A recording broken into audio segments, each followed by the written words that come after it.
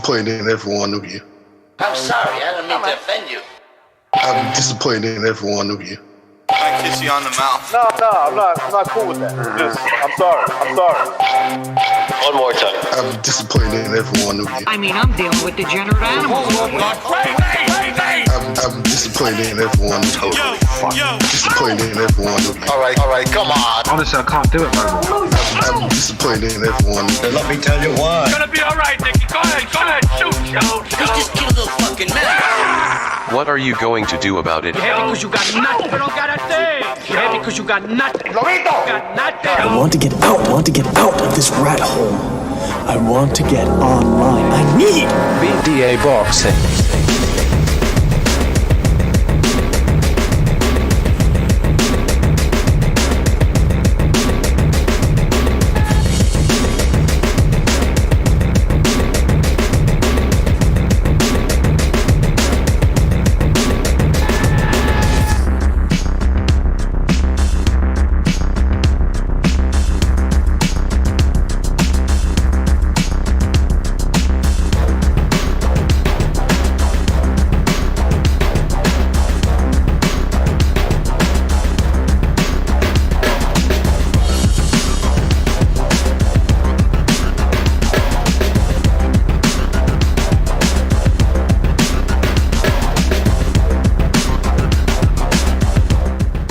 All right. Welcome everybody to another BD Boxing podcast, broadcasting to you live from the True North. It's a good friend, Mr. BDA, and we've got a fantastic show for you today. We're going to be talking about last night's fights. There were a lot of fights, way too many to count almost, so we're going to get through it all. We're also going to be taking your phone calls in about 35 to 40 minutes. Going to have to go through that fast through that one as well, if indeed we do receive the volume of calls that I'm expecting based on Tuesday's show. Well, man, we've got an exciting one for you fellas, so strap in, man. It's going to get bumpy, this one. Before we get down to the fun, let's get the business out of the way, fellas. You know the drill. Please like and subscribe. You get a couple of shekels that you can donate by joining the, the BDA membership program. Please make sure to do so.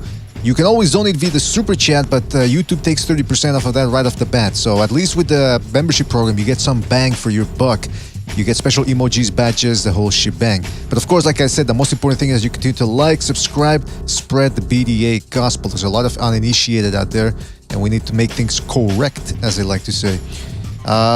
Don't forget, you can also check us out on iTunes, Spreaker, and Spotify at your leisure. All right, fellas. Now, speaking of leisure, who do we have here in the chat? Well, salute to everybody in the chat. Some Substance, Jose Hernandez, Tupac 13, Jay Perez, Tony Yayo, Morny Valov, Morny Valov 4, Jose Hernandez, JumpTube, Earl Stevens, and many more people to come, I'm sure, fellas. Thank you for joining us. All right, so we've got quite an array of things to talk about. How many fights did we have last night? Well, we had obviously Haney Kambosos. We're going to start with that one. We had Stephen Fulton versus Roman. We had Cordina versus Ogawa in Wales. We also had, the guy who's, David Morrell fought on the undercard as well, of Fulton. Lucas Brown pulling off an upset. So, fellas, we've got a lot to get to, all right? Now, before we do that, I know Bucho, he did a post-fight show last night. Technically, it was in the morning. It was past midnight. But, man, let me tell you, I want to give my thoughts on the Haney Kambosos fight. It was the night of the jab. It sounds like the beginning of some sort of a Christmas song, but that's what it was. It was that jab. Let me tell you why that jab is so noxious. But before I get to that, though, actually, the scorecards were, I believe, 116-112 across the board. That's 8 rounds to 4. I know some people might have had it 7-5 for Kambosos if they were being generous, but I don't think the winner is up for dispute here. The jab, I'm not going to spend too much time on the jab, obviously, because it's in a film analysis, but when you have an up jab, it's notoriously difficult to stop that type of jab because you can't parry it. An up jab, it comes from an awkward angle, and if it's got enough snap on it, it's going to break a guard. So that jab was there. I got to tell you, though, I kept trying to tell people and ask people who were picking Haney about the jab. What do you think about the jab? Is that going to be... I was trying to nudge them a little bit to sort of explain or justify their pick. A lot of people didn't go for the jab. Only a handful of the people that I'm familiar with here on YouTube, people whom I trust, by the way, were able to break it down. Most of the people were just saying Haney too skilled, too athletic. I go, all right, that's one way of going with it. But at the end of the day, Haney did pull off the win. By the way, the scores were 116-112. Two of them were 116-112, and one 118-110. I think 118-110 is a little bit too wide. I don't think it was representative of the competitiveness of the fight. Haney didn't lay a beating on Kambosos as a lot of people expected, but nevertheless, he did pull off the win. But that jab is he just Kambosos. That's the other thing I wanted to say. That jab, if you have a Philly shell defense, the jab is the best weapon to get through that Philly shell, because most people are just expecting to roll with the right. So if you can catch him with the fastest punch and the straightest punch, which is the jab, you're gonna get something done there. That being said, I don't know how good Haney's jab is now, though. Because I was asking before the fight, I said, look, it looked good against Linares, but then it completely disappeared against Jojo Diaz. And then, of course, you realize, well, Jojo's a southpaw. It's difficult to land the jab. But I will say this then. I'll characterize it this way. I think Haney has the best jab at 135, but I don't think it's a pound-for-pound type of jab. I think there's people who have better jabs, whom they can use that jab against both orthodox fighters and southpaws. And the fact that Haney couldn't get that jab going against a southpaw leads me to believe that that jab might not be what I thought it was. Now, if you look at the CompuBox numbers here, you will see that he threw 333 jabs and landed 78. That's he didn't even land 100 jabs. So I don't know, man. I'm starting to reassess my thought on that jab, my judgment on it. I think it's a good jab. I don't think anyone has that good a jab. Loma has a good jab when he's fighting other southpaws, but you also have to remember that he's got little T-Rex arms, so his jab is somewhat limited. In any event, Haney got through with that win. With that jab, he ended up pulling off the win. But by the way, I hear a lot of people are talking about the holding. Now, you guys know me. I'm always on the lookout for clinching, excessive clinching. And by the way, my definition of excessive clinching is more than 3 times per round. So I got high standards on that. I don't like clinching, and I think most refs should warn guys for the clinching. So last night I was on the lookout for that. Some people are blaming Haney for the clinching. I thought it was both guys clinching. They would both guys would fall together, and they would just clinch. I think it was mutual. So I don't know who to blame, but if I'm gonna blame somebody, I'm gonna blame both of them just to be sure. I'd have to rewatch the fight just to see exactly what we've got.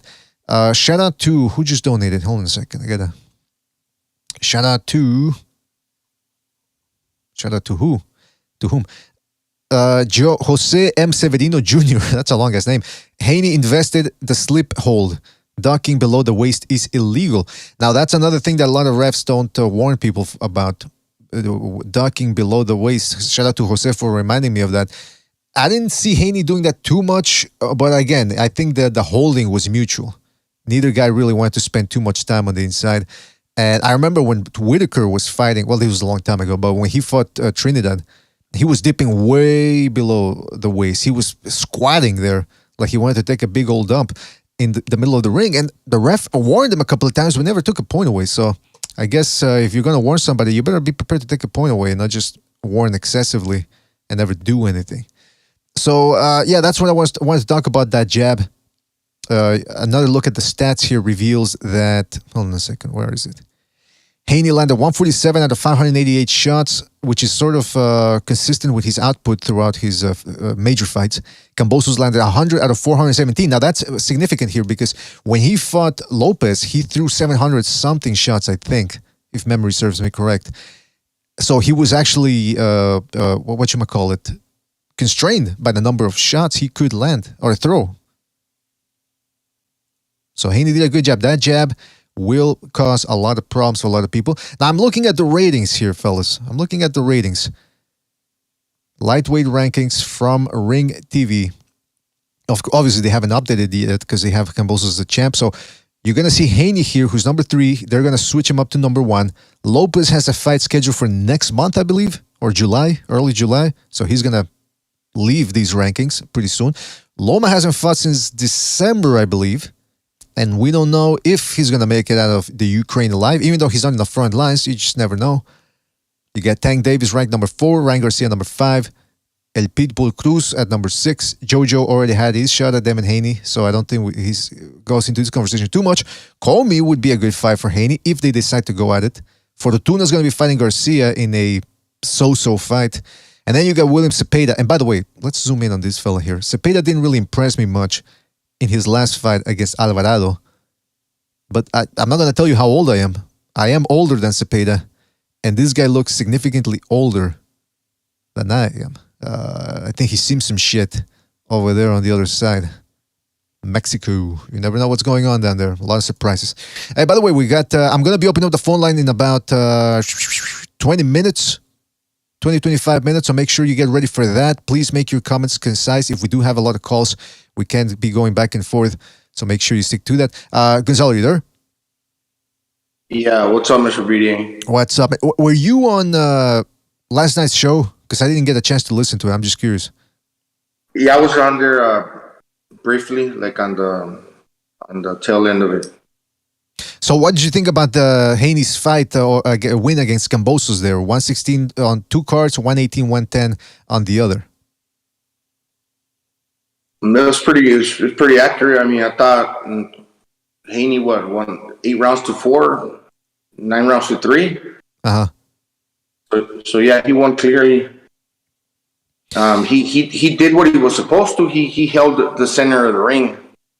So I never figured, I guess, that Kambosos to be a pressure fighter, but I thought that he was going to be more aggressive. But I mean, credit to Devin Haney, he did what he needed to. He's obviously a better fighter than Kambosos. My thinking was, okay, sometimes you don't need to be a better fighter. If you have something that can trouble the other guy, like for example, like the overhand right. In this case, Devin Haney did his homework, and that's one thing we have to look at from now on. They do their homework. They took away the overhand right, and like he mentioned, they also took away the left hook.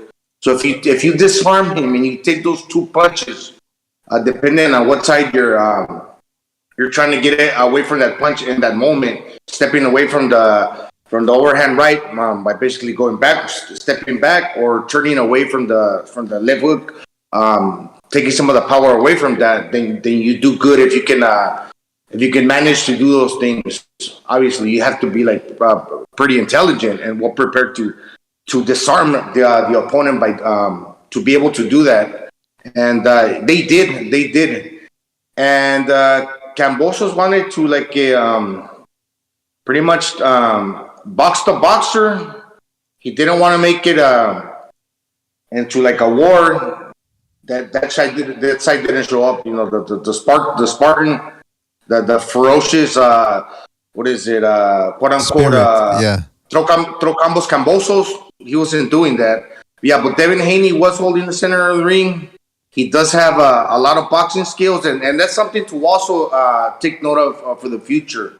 That the guy's conservative, but he's smart, and he's conservative, but still does enough to like where he's not gonna overly take unnecessary risk, but he's gonna dare enough to like challenge you and not necessarily like run, but do what he needs to, and just basically like playing that role of a master boxer. And if you can manage that, and that's, man, what else can you ask for? Master boxer, not necessarily running. Yeah. Yeah, that's what I was going to say. I said before the fight on Friday's show, I said, look, listen, that when Haney tried to press Linares, he got caught, and he ended up getting a wobble, and he couldn't recover. That's why I said, since then, I said, look, listen, forget about this guy trying to stop people. Forget about him demanding him to put pressure on fighters. If he does that, he's going to get caught. Against Kambosos was timing him for that overhand right. So why risk it? You know, like if here's the thing I'm trying to get at here. If you know Haney's going to be boring, go into the fight with that thought in mind. Otherwise, you're going to be disappointed. But if you already know what to expect, your expectations are set so that you cannot be disappointed. So that's the thing I'm telling people here about Devin Haney. Now, the other thing I liked about Devin Haney was after the fight, as soon as the bell rang, him and Kambosos, embraced a little bit there and said, "Good fight." That's what I like up from a fighter who clearly won a fight. I don't want to see the guy, and that's considering that they had bad blood, by the way. When you look at a guy like Shakur Stevenson, by the way, who's running around the last 30 seconds, sticking his tongue out, even though he's fought a defensive first fight, and then he jumps on the corner as soon as the bell rings, turns his back on his opponent, jumps on the corner and starts tapping his chest like, "Yeah, I just beat this guy up." Like, no, you didn't beat him up. You outboxed him. So that's what I liked about from Haney. He kept it classy. Now, it's interesting, though, because when I first saw that sparring footage from Haney and Shakur Stevenson, I want to say 7 years ago, I didn't know much about either guy. I don't think either guy had turned pro yet. So for some reason, the only thing I'd seen from Haney at that point was all the hype he was getting on YouTube videos. He was beating up on these no-hopers and sparring and filming it. So for some reason, I got it into my head that he was the bad guy and that Shakur Stevenson was the good guy. Subsequently, now we know Shakur Stevenson is the guy that's hanging around in front of 7-Elevens, beating up on women, chastising his opponents, doing a lot of smack talking, taunting his opponents with seconds left in the fight, disrespecting them even after the fight. Whereas Haney's actually the respectful kid. Gonzalo, what do you think about that? Because I know you've said it before. You don't appreciate Shakur Stevenson's antics too much either. What do you think about what I just said? Do you think Haney is actually a classy guy compared to Shakur Stevenson? Yeah, I mean, the both of the dudes are young cats. So, I mean, yeah, people say things maybe that they shouldn't, especially when you're like immature, especially after you get the blood flowing and you're fighting in there, then you won, then there's some trash talk, but you kind of lose the sense of what really is going on. But afterward, you kind of like show the class that you're supposed to, and now, okay, we understand. It was all like the build-up, and that thing's kind of like changing nowadays. We're like, man, people are really becoming about, putting on the show for like the fight. Yeah, but afterwards, we got to see that. Yeah, what, man? Well, shout out he to... gave praise to Alano. I didn't hear that, man. I didn't hear that. I didn't watch the post-fight. Shout out to Uncle Pete. Uncle Pete Scalebender in the chat saying, donating for the super chat. He says, if an above average jab coupled with featherweight power gets you rock hard, join the Haniacs Discord. Okay, come on. I mean, look, listen, it wasn't a scintillating fight, but he got the job done. And like I said, you have to calibrate your expectations so that, look, if you're tuning in to watch Haney and expecting a shootout, you're going to be disappointed all the time. That's why some people are blaming Kambosos for, Kambosos couldn't get it done. We knew Kambosos was limited. Even the people that were picking Haney, the so-called Haniacs, they were saying Kambosos was overrated. So that's why I don't really want to hear too many people saying, Haney, pound for pound number one. It's like he beat a guy that you knew he was going to beat because you yourself said he was limited. That's all I'm saying. Shout out to Paper Tiger says, the expectation that Haney took it to Linares gave him his career best performance. So by making him try harder, it was only good for him. I can see that point of view there, Paper Tiger. You're right. But I mean, you're right insofar as it was his best performance, but it wasn't his best performance because he was being more aggressive. He was actually outboxing Linares from the outside, doing what he always does, jabbing and staying on the outside. It was only in the last couple of rounds when he started pressuring and tried to take it on the inside that he got caught. That's when he should have learned his mistakes. And you know what? I'm never going to try to do this again against a puncher because I don't have that type of style, and B, don't have that type of chin. So shout out to Paper Tiger for his contribution. I see Bucho's in here as well. Bucho, you there? Yes, sir. I thought the fight was a bit boring. And for whatever reason, I mean, you can fault whoever you want, but the fight was kind of boring. And I know that if we say this right after the Haney fight, after Haney's big win, they're going to, some people are going to call us haters or call me a hater because, I'm bringing up the fact that the fight was boring when I should be praising Devin Haney. Sorry. But the fight was boring. And even if I say it in 2 weeks or a month, I will still be called a hater. But it's a reality. I mean, I wasn't very excited watching this fight. And, and the reason why I mentioned this is not to discredit Devin Haney, but just to maybe even help the guy.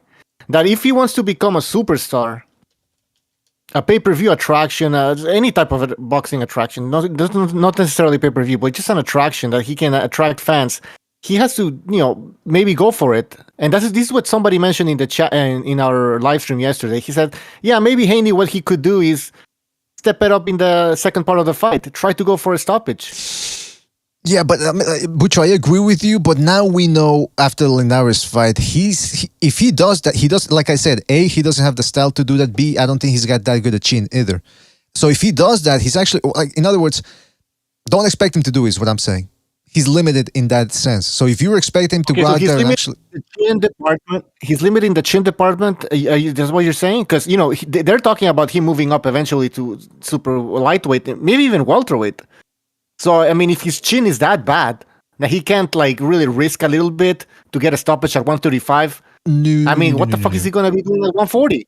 What I'm saying is, you good points, Butch, good points. But what I'm saying is, I'm not saying that his chin is that bad. I'm saying that chin, he's a little, he doesn't have the best chin. Let's just put it that way. And it's not a bad chin. I'm just saying, compared to a Golovkin, Canelo type chin where these guys never touch the canvas against big punchers, he doesn't have that type of chin. That's what I'm saying. So that's not, a big problem there, but I'm saying that type of chin combined with his style, which he's not a come forward guy. He can fight on the inside a little bit. He can hold his own, but fighting on the inside and actually putting pressure are two different things, as you may well know.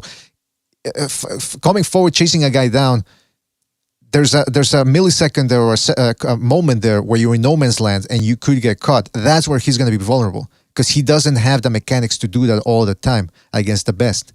He has a big handicap here. And like some people are saying in the chat, I mean, he was clinching a lot of the times. I know it was also Kambosos' fault stepping in too hard, making it easy for Shakur to clinch. But, those are opportunities that other boxers, when a guy comes in like Kambosos, they make them pay with power shots. And Haney decides to take the other route. That I'm going to clinch and play it safe. Okay, you can do that, but I'm telling you, man, this is not going to help Haney's career. Well, that's the other thing. Pete's asking, will that power carry up to 140? I need to know. Well, that brings up your point there, Butcher, about moving up to 140. There's two schools of thought on that. A, he could get up to 140, and again, like you said, if you believe that his chin ain't that good or that he's got defensive liabilities when he's coming forward, that could play a factor. Or here's the other school of thought. He's struggling to make 135. He goes up to 140. He's going to fill up nice, and his punch resistance might go up as well. We won't know for sure until we, he actually moves up. So it's all speculation at this point. But here's the other thing I wanted to bring up. A lot of people were saying that Devin Haney was being avoided. Well, Kambosos gave him his shot, and now Haney has the belts. Now Haney is with Top Rank. Tank Davis just got himself a decent win. Good crowd over there in New York. So he's becoming an attraction in the lightweight division. He's got heat behind him. He's got some IQ. He's a man to beat. Who, Gervonta? Or no, I'm talking about Gervonta Davis, Butcher. Oh, sorry. Yeah, because you said New York. I was like, yeah. Well, yeah. So, but what I'm saying is Gervonta has some momentum behind him.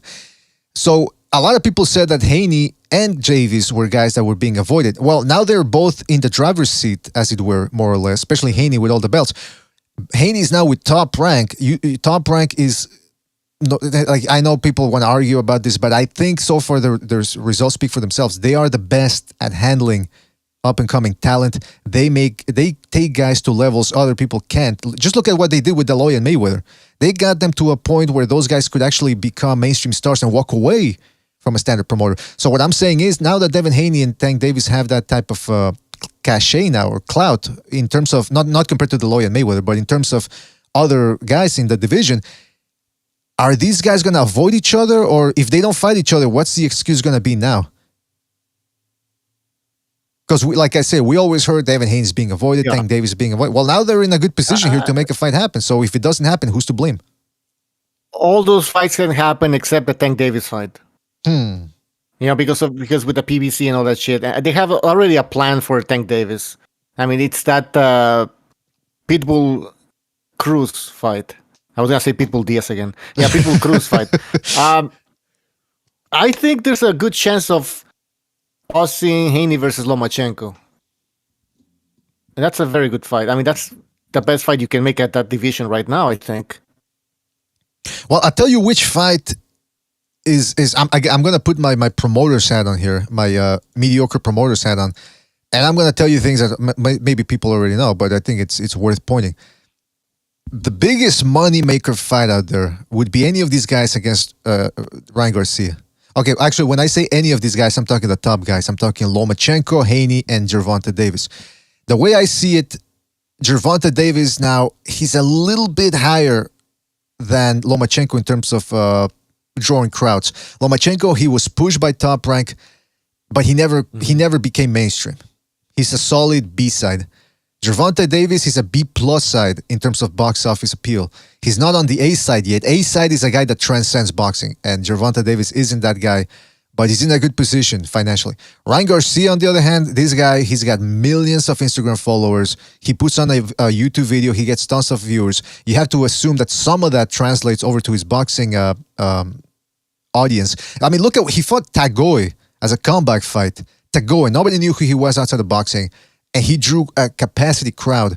I think it was a capacity crowd. If it wasn't, it certainly looked like it. So Ryan Garcia, I think it's safe to say here, if anybody here wants to make ultimate bucks, money, the Garcia fight's the one to make. But Bucho and Gonzalo, are these guys actually gonna gun from him? Is Top Rank really thinking about Garcia for their guys, Haney and Lomachenko? Or what do you guys think?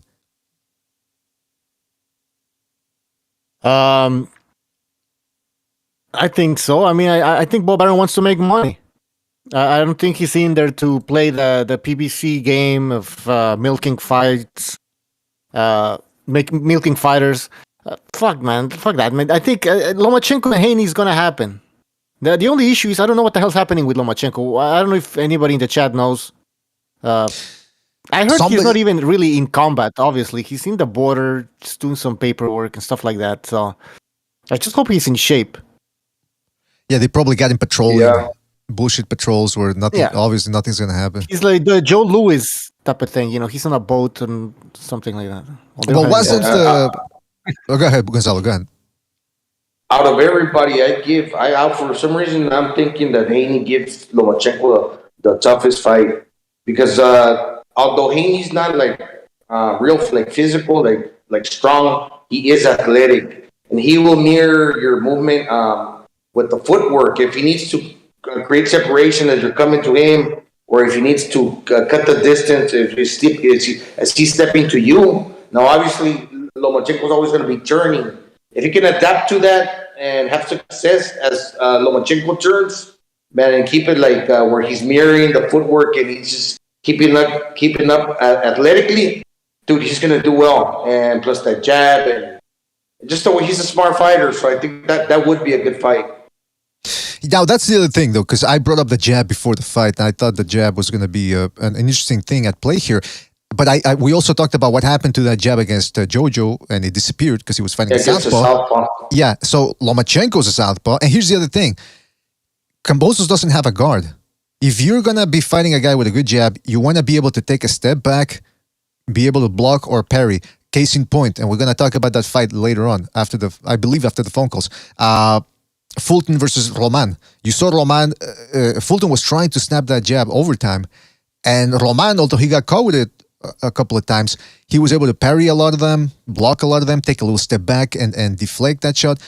Kambosos didn't have a guard. He wasn't parrying. He was just trying to step back or move his head. And when you're fighting a guy who's got a fast jab, it's rare that you're going to move as fast as that jab. So Lomachenko, on the other hand, he comes forward, he tucks his chin and has a good guard, and he's able to explode out of that guard within seconds so that you don't expect, he can transition between defense and offense very quickly. He also has better hand speed, or just as good a hand speed, I would say, as Haney. He punches way harder than Kambosos. People don't give him enough credit. Look at how he dropped, what's his name, Comey, with one short shot on the inside. Barely had any move to maneuver and shift that weight, and yet he was able to do it. A lot of people also don't give him credit for his knockout over, what was the name of that British dude that he fought? He was supposed to fight Comey. Krolla, yeah. Look at how he iced Krolla. He looked like Golovkin in there. Look at how he had strong-ass Lopez backing up in the later rounds when he finally got going. These guys can whack. So I think the best fight to make stylistically, in terms of skill versus skill, would be Lomachenko versus Haney.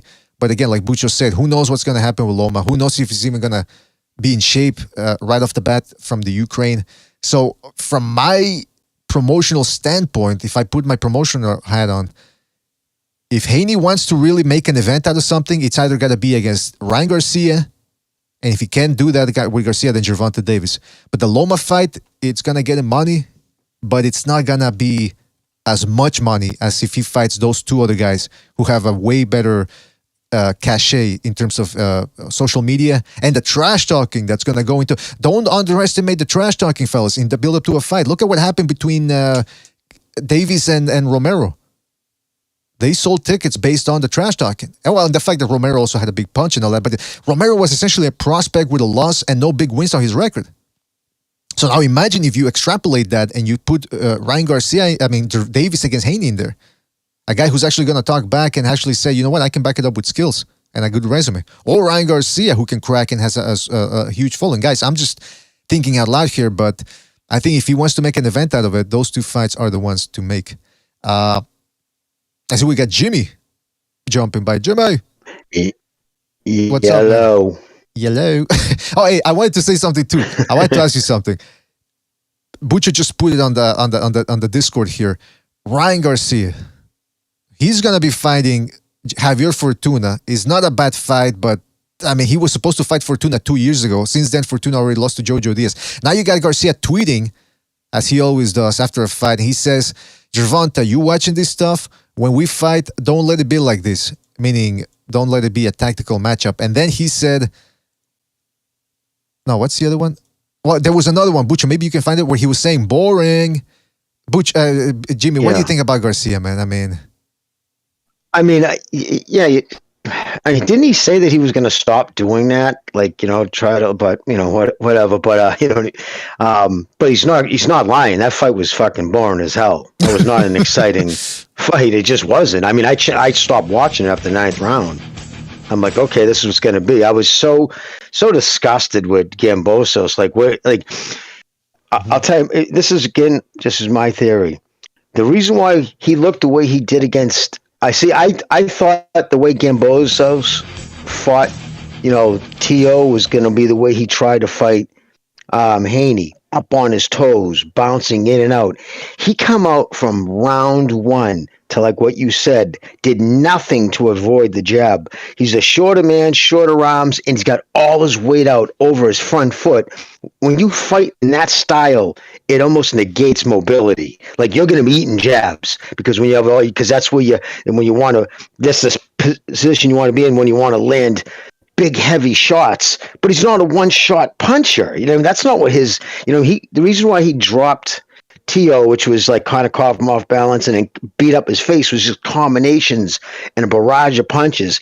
He went into that fight last night truly believing he was going to be able to one-shot Haney, and that was all he had in his mind. Like, I'm going to go out there and knock this dude out because I'm a spot, and and I thought the home crowd would be enough, and I thought, Haney's never fought on a stage this size, and he did nothing to dispel my belief that he does not like getting hit. He proved that last night. Bop, jab, grab you. Oh shit, there might be a chance it might, involve some actual shots being landed. The kid doesn't like to get punched. Extremely quick fibers. Well, Jimmy, you know what I mean? He's that good balance. Yes, brother. You should probably add more layers to what you're saying, because if you just say he doesn't like being hit, people are going to hit you with the usual, well, nobody likes getting hit. Well, if they don't understand that, well, that's not true at all. There's guys who enjoy getting punched as a part of it. They don't even feel like they're in the fight yet until they get cracked. There's a big difference. Yeah. There's great athletes who happen to be boxing, okay, and then there's fighters. Like David Benavidez, like, for instance, as a kid, fuck you, you hit me, I hit you, let's see what happens.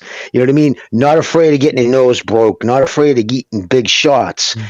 Haney falls in that category of the guy who's just a great athlete, but he's not a banger. He does not want to get hit, and he doesn't react well to getting hit. Even last night, the few times that Kambosos was able to crack him, at no time, like, all right, good example. Charlo in the second fight. The first fight, when he took a big shot, he would peel out. He never wanted to stay in the pocket.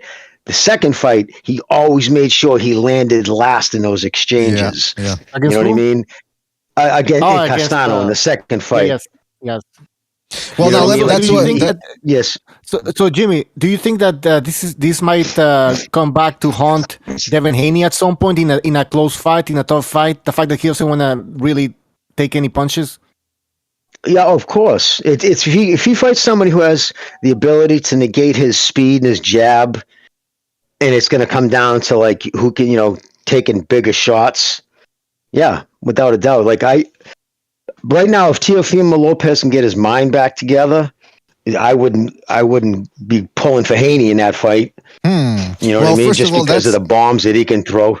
That's a complicated one because Teofimo Lopez, I think he's going to be fighting a 140 next, early July, I believe. I got to double check that. But Jimmy, since you're here, and we're going to be taking phone calls later pretty soon, so I want to get to the future.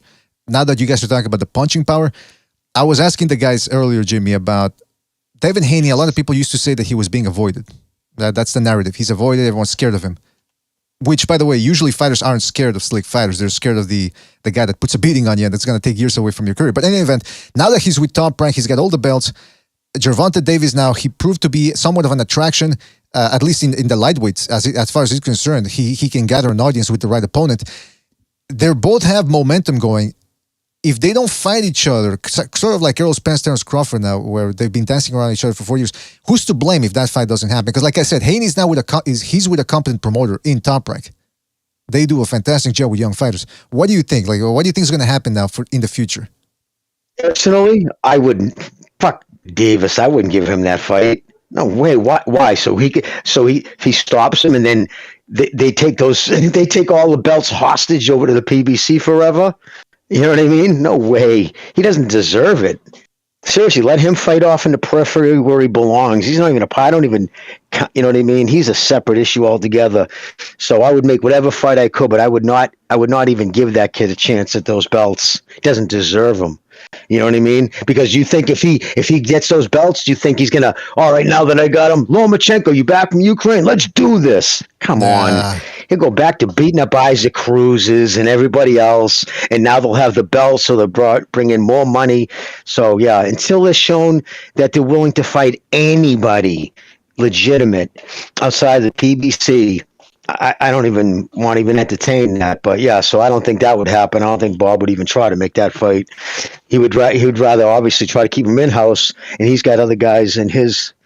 You know, I to be honest with you, if I was Shakur Stevenson, even, you know, he's a big dude, I'd be like drooling to get up there at 135. Fuck it, maybe it's time to go up there, and because if he fought him now, he'd get all the belts. Whoever fights him becomes undisputed, which is starting to become passed around like a fucking, you know, we got Lomachenko collects all the belts, Teofimo beats him. Oh, loses it in his first title defense. Kambosos gets it, loses it in his first title defense. Mm-hmm. And now, you know, let's see what Haney does. But yeah, no, listen, Haney's got great jab. I've said it all along, probably one of the best jabs, very quick, very straight. Doesn't have, I think he has below average power in the division. And again, he just doesn't like to take a punch. He doesn't react well to them. Well, now, Jimmy, let me ask you this, man, because him. Oh, by the way, I just want to point out that Teofimo Lopez is going to be fighting a junior welterweight, so don't expect him to return to lightweight. I think we can cross him off the lightweight contention right there. Right. With that being said, let me just read a couple of super chats and then I want to ask another question here. Kenshiro, shout out to Kenshiro for his contribution with the super chat. He says, email belt and beat an Aussie bomb equals male Clarissa. Oh my goodness, people are really going after. Shout out to Kenshiro for his contribution.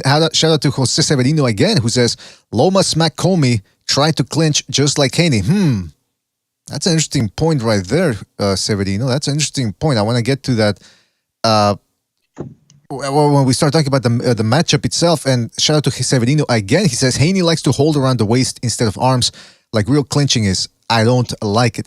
Now, okay, that's what I was saying too before when I started the show. I thought both guys were clinching. I thought it was mutual. Both guys were just jumping in. They were overshooting the distance, especially Kambosos. And I thought they were both willing to clinch until the ref stopped them. I didn't see one guy. Maybe I'm wrong. Did you guys see that or? I felt Haney was initiating the clinches when they got in close. Like he would jab, and once he was in the pocket, he would just reach out and grab him. Which used to be, the ref would warn you, don't do that. You have no reason to clinch there. That was just a completely, it's not a defensive. Clinching isn't supposed to be part of a game plan because it's not really supposed to be part of boxing, but they're letting it go more and more lately. I don't know why. It's bizarre. Butcher, you want to go? No, just agreeing with Jimmy that the clinching, it's you should be taking away the points if you're overdoing it. I agree, man. And by the way, Haney could have taken a step back and then fucking come up with a combination or something. You know what I mean? Or just anything, man. Just a jab to the... And he did it sometimes. But other times, Kambosos would come in like too hard and Haney would duck and then just clinch. Yeah, that's a good point. You gotta... Didn't he fight him like... Oh, sorry. No, I was just gonna say, if you know when a guy like Kambosos is gonna overshoot the distance, try to time him with something. But then again, like you guys said, you'll time and take a step back. Yeah, fuck. Yeah, he caught him with some good uppercuts. He caught him with some good uppercuts sometimes. Now, here's the other thing I wanted to say. Don't you feel he fought him like he was fighting Mike Tyson? Like that's the way Haney fought that fight. Like he was like just tried. You know what I mean? Like way. Tried not to get hit way too much. Like didn't even want to make an attempt to make that fight exciting. Mm-hmm. Like and I understand that's like that's not a part of the game. It's to win. Yes, absolutely. And he won the fight. But you know what I mean. There's a reason why he doesn't try to get in the pocket. Those clinches came out so natural that that's how he spars and he fucking does that all the time. It's just you could tell. Yeah, I wonder if immediately he clinched. Like it's practiced. It's just his style. I wonder if that's going to cost him, like the logical man is saying in the chat, if that's going to cost him against Loma, because Loma is notorious for you clinch him, he'll drop his weight and try to fucking yank his arms out, and it's get out of it. Yeah. Now I wanted to say something else, Jimmy. You weren't here when I said this. He learned that from Salido. Yeah, that's true. Now, Jimmy, I said something earlier about Haney. I liked how as soon as the fight ended, the bell rang, him and Kambosos showed each other respect. Haney didn't run around the ring in the last 30 seconds, sticking his tongue out, taunting his opponent. He didn't talk shit, as far as I know, about Kambosos after the fight. And this is after quite a heated press conferences that were going on, build up to the fight. That's what I liked about Haney. He seems to be, I think I misjudged both guys 8 years ago, him and Shakur Stevenson. I thought Shakur Stevenson was sort of like the nicer guy, whereas it turns out he's the prick. He really does have prick tendencies. And Haney's actually a more humble fella. What do you think, Jimmy? Yeah, no, I like Haney in his outside the ring. He seems pretty calm, down to earth. He's not a partier. He takes care of himself. And again, listen, I'm not trying to denigrate what he's in. He's the unified champion right now, and he makes the calls because he's the man right now with all the belts. But there's nuances to becoming a unified, undisputed, unified champion. Think about it. Prior to last night, prior to becoming the 4-belt unified champion, his toughest opponent was Jorge Linares. And so he fought Kambosos, who I'll tell you right now will never be world champion again, ever. Ever. He was, listen, he caught a Lopez, in a bad way, mentally came in thinking, I'm just going to blow this dude out.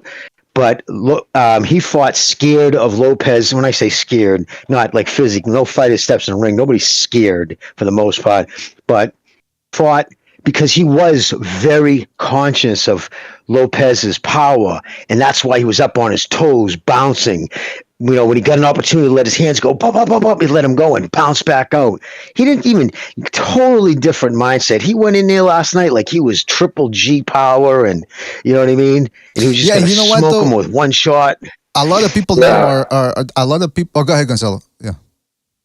No, it's just like, because I kept hearing, Kambosos did well because when he fought Tio, it was Tio that, I don't buy that. Tio didn't beat Tio. Kambosos beat Teofimo, right? So now Haney beats Kambosos. You got to give credit to the guy that beat that guy on that night. Oh, well, Tio beat Tio. No, that was Kambosos, but the same Kambosos, I know, style makes fights. They didn't show up here. He got too like, oh yeah, I'm the champion. You got to take it from the champion.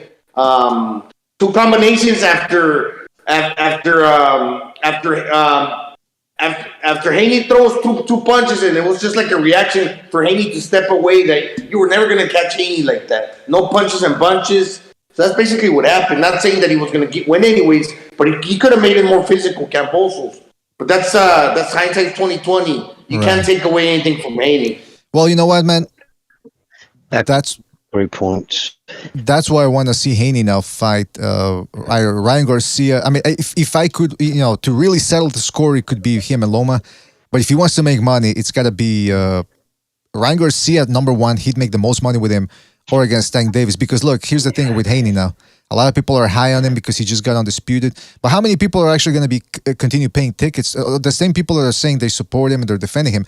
Look, like I said, he doesn't fit the bill that a lot of these people like. He's not a trash talker. He doesn't beat up his wife yet, as far as we know. Hopefully not. He seems like a grounded kid. He seems like he's really taking the sport seriously. I've never seen photos of him looking fat or anything outside, or drunk, being held back by his bodyguard at an event in Texas. So I think he's grounded. I think, and on top of that, he's not a big puncher compared to guys like Garcia and Tank Davis and Lopez was at 135. So I don't know how much longer people are going to continue to support him, because they're going to find out real quick. Okay, he's like a Pernell Whitaker type guy. It's always going to be 12 rounds, uneventful. So I think for his career's sakes, I think it would behoove him to no more stay busy fights, no voluntary defenses. And that's the other thing. Look, if they try to hit him with a defense thing and go, well, you got to fight this nobody a guy from Transylvania that none of us have ever heard of, I think he should drop the belt. What do you guys think? Because I don't think he needs the belts. It's like people, and again, people can't turn it around now, because people were saying, well, he had the WBC belt, so the other dude, Lopez and Kambosos, they weren't the real champ. They were the lineal champs. That's all that matters.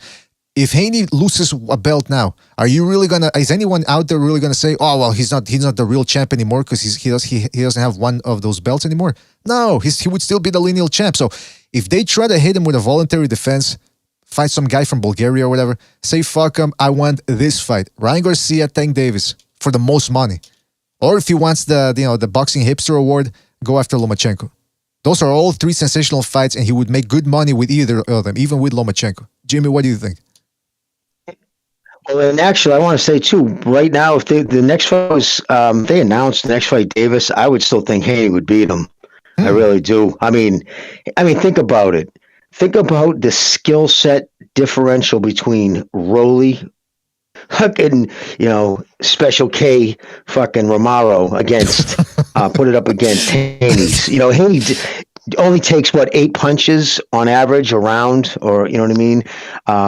So he's hard to hit to begin with. He knows his distance, and he's got a sticking jab. And Davis is even shorter. He's like 5'4", 5'4.5", 5'5" tops. So I don't see Haney. I don't see right now. Davis has just fought too many gimmies, too many. Let's be honest. I mean, just slugs. He just doesn't. He hasn't fought anybody to get him ready. It'd be such a jump up, and I think you would see the same thing you saw last night. He would just be sticking and moving, and just beat him with the jab all night. I don't think Davis has the footwork to beat him. Well, listen. We'll see if it happens. Hopefully, now that he's with Top Rank, he's gonna push to get all these fights. Hopefully. Hey, listen, fellas, we just opened up the phone lines. And I already see we've got a whole bunch of them lined up. So please, everybody, when you're in the phone, yeah, go ahead, Jimmy. What? Well, I was going to ask you, does anybody? I'm going to put out there for the calls too. Is anybody interested in a rematch? Does anybody think that poor kid should have to go to Australia again? Never mind the Australians. I mean, imagine being one of the people. That crowd was just like almost stunned, like, wow, what the fuck was the dude who fought Kambosos? Fought Fimo. Like, it was shocking how little. Like Tim Bradley, I know he's a gamer, homer, and there's certain people he's going to really pull for. If you block out that shit, but listen to what he says about the actual fight and his opinion on what's going on in the fight, that dude knows his shit, and he makes excellent points. And he was 100% right. I think in the fourth round, he goes, and when he first said, he goes, I don't know what the hell he's doing. I don't know what his game plan is. Like, this is all wrong. He's got all his weight up over his front foot. That's the easiest way to eat a punch. And again, when you go back and just watch that fight against Lopez, up on his toes, he was bouncing in and out. Remember? Boom, boom, and he would bop, bop, bop, bop, throw his combinations and bounce out. He was just looking at one punch. He was throwing 2 punches at a time, and it was always the same thing. He would just throw that left and right. You know what I mean? It was just so readable. Yeah, listen, that rematch, maybe Kambosos could do better, but I think that's about it. I don't think we need to see it. I don't know why people were all that excited in this fight in the first place. There's much better matchups out there, more compelling matchups against him and Loma, against him and Davis, even Ryan Garcia. Shit, even Richard Comey. That guy's a strong. You saw what he did to poor Marinas, who beat Romero. Should have gotten the decision in that one, and Comey just walked through him. So it's. I mean, even that one would be an interesting one. All right, let's go to the phone lines here. Like I said, we got the phone lines, and listen, fellas, please on the phones. We got a lot of phone calls, so please make your point. Please make your point, and we can make a statement or give us your view on the fight, and then we got to move on because otherwise we can't get to everybody. All right, fellas. So make sure to do that. All right, who do we have here? Hold on a second. Let me just set up the volume here. All right, let's go to the first call of the day here of the afternoon. 347, you're on the air. 347, what's on your mind? Yo, what's going on, BD? To all of the Devin Haney haters, aka racists, get off his dick. He won the fight. It was a boxing masterclass, right? All these haters, listen, and with the holding and clinching. First of all, they were both holding, and actually Kambosos was headlocking him. Kambosos pulled his arm before. So, I mean, Kambosos was doing dirty tactics too, right? And also, like, it's disgraceful, most of these guys are saying, oh, Haney, it was boring, it was this, is that. It was not the best, entertaining fight. But Kambosos, he wasn't really doing anything. He just let Haney's jab hit him and stuff like that. What was he doing to make the fight entertaining, right? So, I mean, and he wasn't even doing what he did against Teofimo. So it's ridiculous. Haney outboxed him, and people are saying Haney got hurt. Haney was not hurt. Did you not see that right hand that landed on Haney, and Haney ate it like it was nothing? Okay, so you talking about Haney's chin. What are you talking about? He ate Kambosos' punches. Actually, I felt like Kambosos was hurt when Haney landed the uppercut. Remember when he landed the uppercut? I felt like Kambosos was hurt there. Look at Kambosos' face versus Haney's face. The only reason Haney's face looked like that was because his cut man wasn't there, right? What? So, I mean, it is what it is. I didn't know that. I didn't know he's training. Yeah, listen, MMA champ, to your point, I think both guys were doing... Again, Jimmy says that it was Haney who was instigating most of the holding. I'd have to rewind to watch it. But even then, it's not a fight that I'm exactly eager to rewatch. I think both guys were, like you said, he had his head in a vice grip. They were both holding. Haney was dipping under the waist as well. It looked like it looked a little bit like women fighting when they would start holding. So yeah, I'm not that eager to rewatch it. And it's true that it was both guys maybe should be blamed, but we've seen Kambosos in an exciting fight against Teofimo Lopez, and I don't remember the last time I saw Haney in an exciting fight. Maybe that last part of the Linares fight. Yeah. All right, MMA champ, thank you for your call. Let's go to another phone call here. Let's go to 470. Hold on a second, it's loading up. 470, you're on the air. 470, what's on your mind? Hey, what's up, guys? Can you hear me? Yes, we can hear you, man. What's up? Interesting fight last night. Congrats to Devin Haney. I want to give him full credit. I felt like Kambosos was the real deal. He took out Tio, and I think that based on styles, Tio went into that fight to knock out Kambosos. Kambosos actually has good reflexes, good boxing skills, but unfortunately, he decided he didn't make any adjustments for this fight with Haney. I think he went to the fight thinking that, doing the same thing he did previously would work. And I think it was up to him to adjust because, as we saw, Haney's just a superior boxer, slightly better hand speed, slightly better boxing technique. And so he just was never going to win a battle of boxing skill. So it was up to Kambosos to throw combinations, to get inside, to close the range, and he just didn't do that. In terms of what Haney's going to do next, I think to me he's like an Andre Ward. You're going to have people who like him and people who don't like him.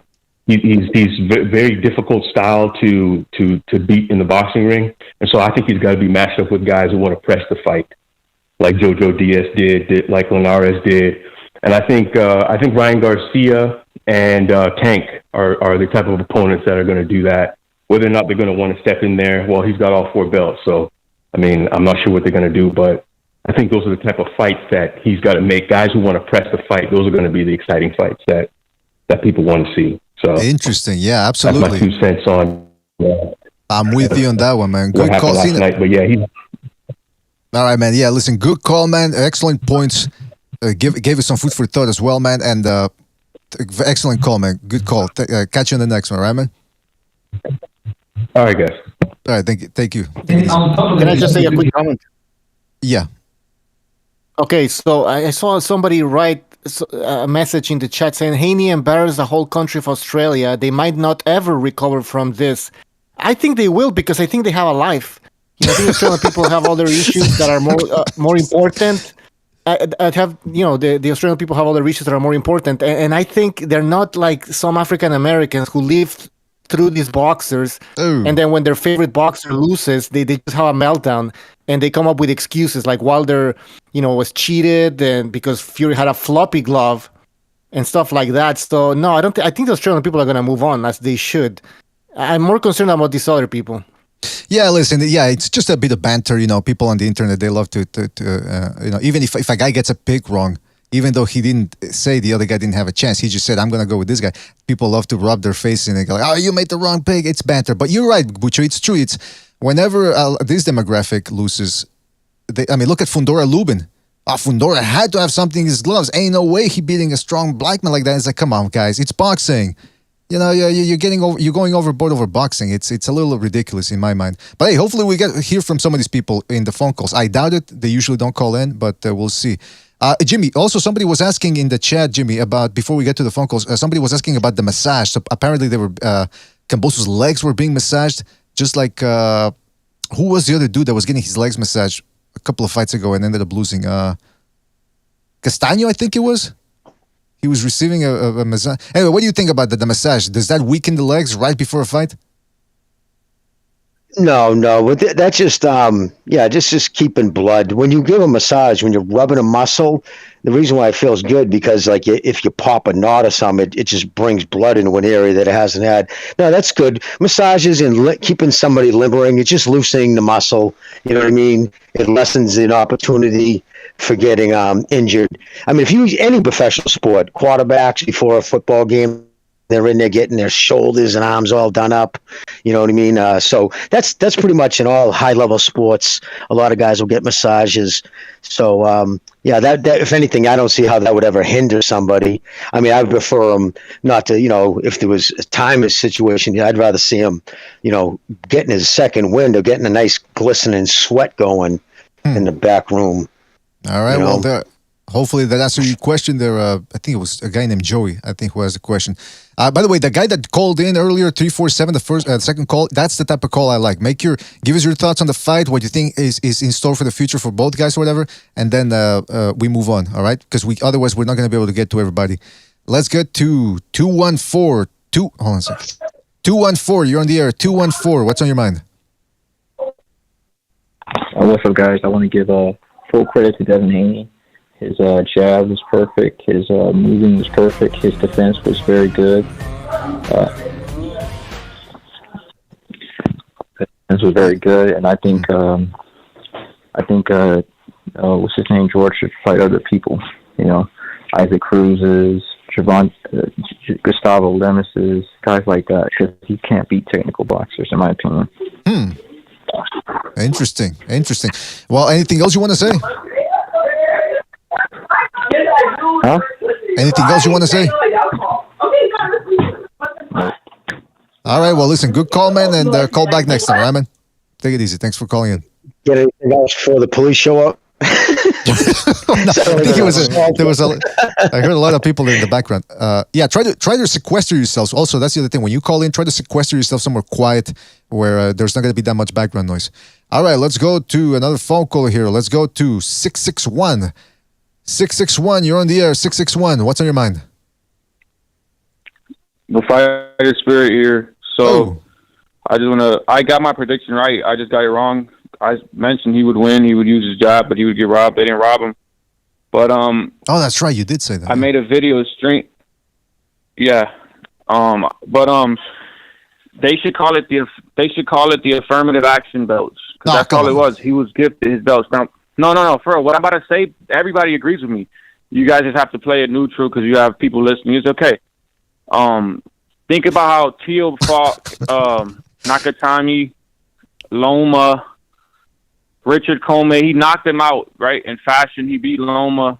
Yet, in the eyes of the affirmative action fellows, ESPN, all these bums, he wasn't undisputed. But Haney, nigga. who beat Jojo Diaz, a dude smaller than him. He beat Linares, hugging fest as well, and now he beat Kambosos, and he's the real undisputed, right? Even though Teal beat the top. Hold on, let me just say this. Even though Teal beat the top guy, right? His plan was Hold on, Rick, I can't hear you. It's cutting off.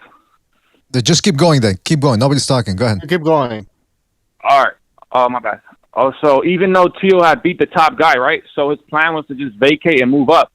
But these affirmative action little termites had to deceive the people like they always do. I made a video yesterday just speaking the facts, how, yes, okay, Teal came out with the Kambosos fight wrong.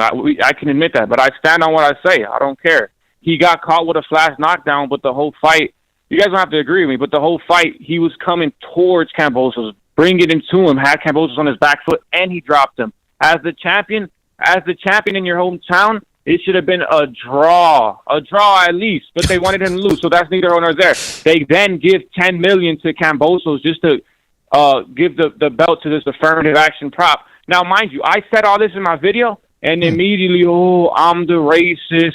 Oh, yeah, but what do you call the video of Devin Haney and his little maggot father celebrating to Teal's loss? What do we call that? Oh no, for these low IQ maggots, for these low IQ little maggots who live in a false reality of double standards. You know this. We all know this. Of double standards, that's not racism. That's just they're gonna make up their little fake reason why he was doing that, right? But anybody else who speaks the truth are racist, right? No, nobody's racist. These people there is a lot of live in double standards. I'll give you that. Just like facts, Jimmy. Just like Jimmy and I forgot who was it. Logical Man, I think. We're talking about how rap music and drill music plays a part in all the degeneracy in these people's culture. 100% facts. But what do these dummies do? MMA and Boom Boom have to come and try to convince us because most of these bums live in a false reality. I'm living proof of it. I'm not here trying to be cute. I promise you. And well, Boom Boom actually doesn't really. Yeah, Boom Boom actually. Boom Boom's cool, but still, he's still one of those bums who tries to call up and explain himself as if we can't see what's reality, as if these people know something that we don't. And oh no, it's not rap music. It's because it's what these people do. All right. Well, listen. All right. Fire Spirit, you made your point. You made your point. Yeah, you made your point. I think Butcher needs to do another episode like the one he did on Second Renaissance last evening, rather. But listen, Fire Spirit, we get your point. Last thing, yeah, because we got a lot of other I'm gonna hang up. I promise. Our point is, I don't have to worship this bum just because you people are race fans and you act like just because somebody's black or who you have to know, buddy. He booed Teal, and I'm a fan of Teal. End of story. You're not gonna convince me. I see most, like 80% of these black Americans as They're frauds. They're jokes to me. Peace. All right, take it easy, Fighter Spirit. Thank you for your call. Yeah, that was. By the way, I just looked at the comment section. Logical Man goes, "Boom Boom is a side baby." him and Boom Boom are still going at it after that MGTOW episode we did over at Second Renaissance. Well, listen, we need a Logical Man versus Boom Boom debate right now, man. I think I'm gonna have to talk to both guys after the show and see if we can set that up. In any event, shout out to Fighter Spirit for his call. Let's take another phone call. Let's go to 917. 917, you're on the air. 917, what's on your mind? Yo, what's up, BDA? What's up, man? So the fight was extremely frustrating to watch after the fourth round because it was just the same, basically the same thing over and over. First two rounds, I actually gave those to George. I felt like he caught Devin a few times at both those rounds. And his biggest mistake was not stepping on the gas pretty much immediately. You know, whenever you have a boxer, like a pure boxer like Haney, once they set their rhythm, once they set their tone, the fight is pretty much over. Same thing happened with Shakur and Valdez last month. You know, Valdez did not let his hands go, and that was it. You know, Shakur found his distance. The jab was set. That's all he had to do. Just keep repeating that. Where do they go from here? Kambosos seems like he wants the rematch. Devin doesn't, clearly. He does not want it at all. I don't blame him, really. He won comfortably, but I think he's going to cherry pick moving forward. Well, I hope that's not the case, caller. I really hope that's not the case. But it will be the case, and I'll tell you why. The only reason why George honestly didn't have more success in this fight is because he doesn't have power. And anybody that has even some kind of pop will beat Devin. And the reason why I say this is because even though he is a pure boxer, and a lot of people try to compare him to Mayweather or whatever, he gets hit. He gets hit every fight, pretty much. So if Tank hits him, what do you think is going to happen? Good point. If Garcia hits him with the left hook, what do you think is going to happen? That's a good point. That's what we want to see, He's not going to handle man. that well. That's what we want to see. That's a good point. In my opinion, he's a half a Mayweather. Oh. He knows how to make a miss, but he don't know how to make a pay. All right. Well, we'll see. He just hits you with a soft jab and racks up points. Well, we'll see, 917. We'll certainly be on the lookout for Haney's career. Now that he's with Top Rank, there shouldn't be any problems making some of the tough fights. So 917, thank you for your call. Have yourself a good Sunday, right, man? Take it easy. All right. All right. Don't forget to hit the like, fellas. Hit the like, hit the like, hit the like. All right. And by the way, I see Furioso there. Furioso and Boom Boom Guy, if you're still there after the phone calls, make sure you stay on because I'd be willing to have you guys on the panel if you want. Try to see the two different points of views on the fight. That's for sure. That's for sure. All right, let's go to 978. You're on the air. 978. What's on your mind? Hey, BDA. How you doing? It's Dennis from Boston. How you guys doing? Dennis, good to hear from you. What's up, man? Dennis. Hey, so make it. I thought, of course, the fight was as boring as everybody else thought it was. I don't care to see a rematch. I'm happy for Haney. I think he's a great kid outside of the ring. I don't care to see his style in the ring. I don't look forward to his title defense. I look forward to him being knocked off by somebody more exciting, like maybe a Ryan Garcia or somebody else. Or if he moves up to 140, I'd be fine with it. So those are my thoughts. Hey, back on the massage. Before we go to the massaging the legs, that was one of the biggest excuses when Hagler and Hearns fought. Yeah. Emmanuel Stewart said Tommy Hearns' entourage gave him such a leg massage before the fight. That's the reason he lost. Yeah, that's one of the classics on there. A parting note. Yeah, that's one of the classic excuses there, that they give him way too much of a vigorous leg massage, and that's why he didn't have him. I mean, and that's taking credit away from Hagler. That he was actually...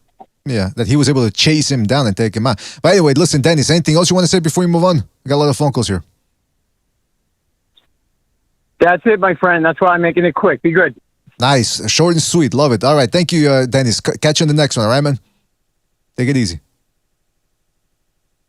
All right, that was Dennis from Boston calling in. Like I said, don't forget to hit the like, hit the like. Let's go to... Fuck, is this working? All right, 201, you're on the air. 201, what's on your mind?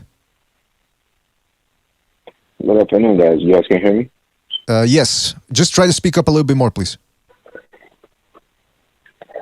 How about now? Yeah, you're good. You're good. All right. Yes, I wanna, mine's gonna be short and sweet. Congratulations to Devin Haney. He did what he was supposed to do. To me, he's a great kid outside of the ring. Outside of, he's painting his nails. Like, to me, he doesn't do anything wrong. People still forgetting, he's still like 23, I think. So he's going to do a lot of things and say things to annoy people. Mm-hmm. But to me, he's a great kid. It's not like he's like Shakur, like weak-minded kid. But to me, he has a great future ahead of him, especially if he moves up. Especially if he does the intelligent thing and he moves towards 40. But come on, man! Like that fight last night, bro. He got away with a lot of things.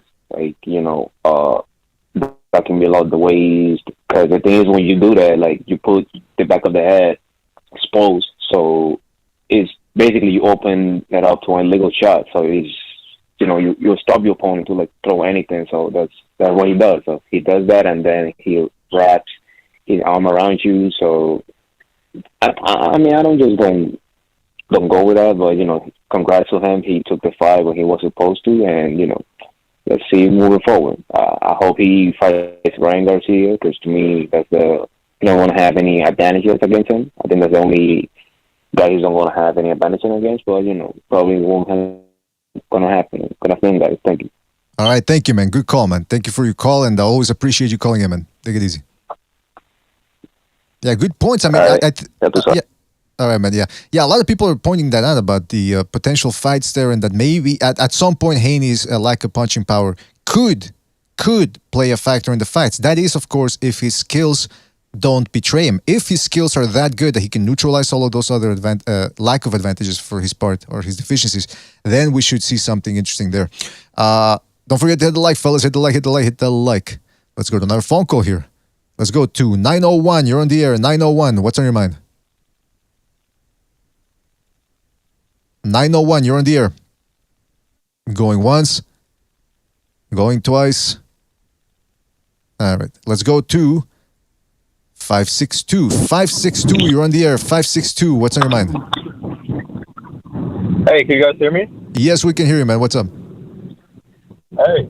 No, look, I mean, you got to give all the props to Devin Haney last night, going to another country, outboxing against a guy who had that much confidence. I don't know why Kambosos is just looking for one to two shots. They should have unloaded combinations on that kid if he wanted to get any respect out of him. But all the respect to Haney, man. He's undisputed. He's 23 years old. He went to someone else's backyard.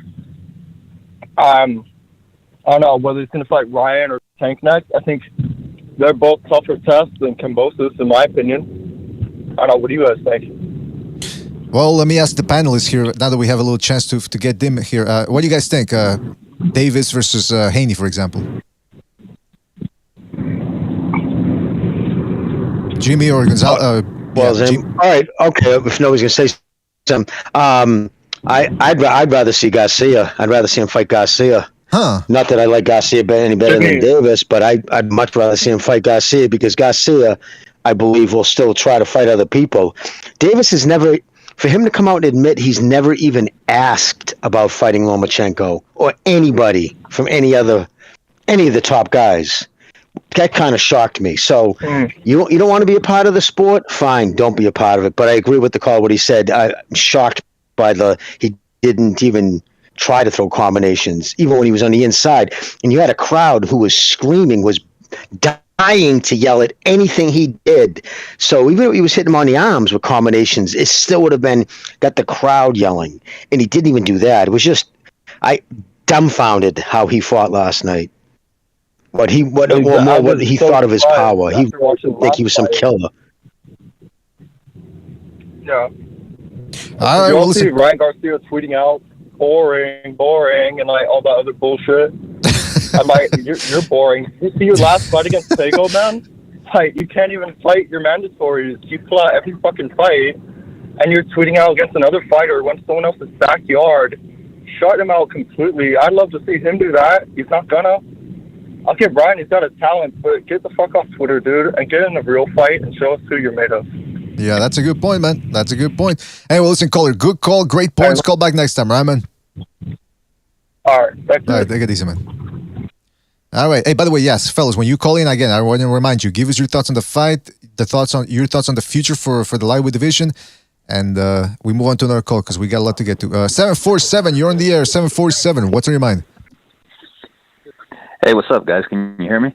Absolutely, man. What's up? Hey, first and foremost, congratulations to Haney. He did what he had to do, and he got the win. It wasn't controversial, so congratulations. That being said, I just want to touch on a subject that was on yesterday's post-fight show about how so many people are hating on Haney. The reason people are shitting on Haney is because he was boring, like incredibly fucking boring. And I want to use the Fulton-Roman fight from yesterday as a good example of why people are shitting on Haney versus Fulton. The Fulton-Roman fight was boring the first half of the fight, sort of.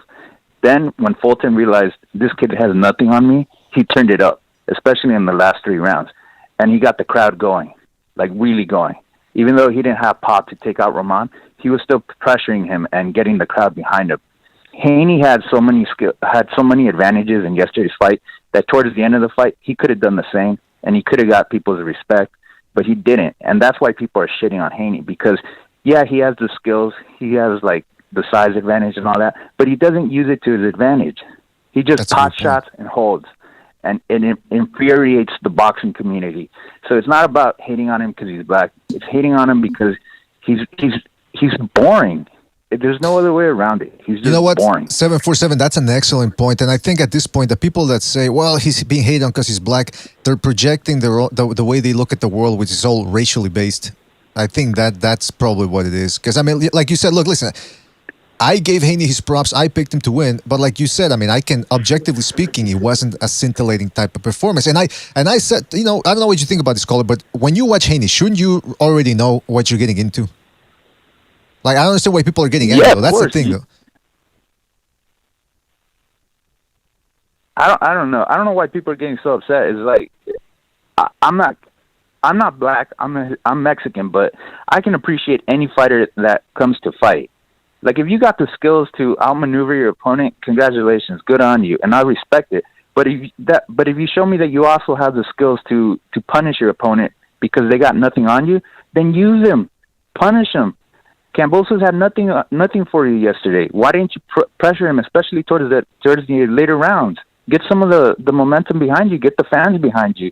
But no, you just decide, I'm okay pot shotting. I'm okay clinching. I'm okay boring the people. Yet then you want to go and claim that you're a king or something and you deserve a lot of money and fame and respect. You're not going to get it. You're just not. You're not going to be like a Gennady Golovkin or Canelo Alvarez with that style. You're just not. You're not going to make money. Yeah.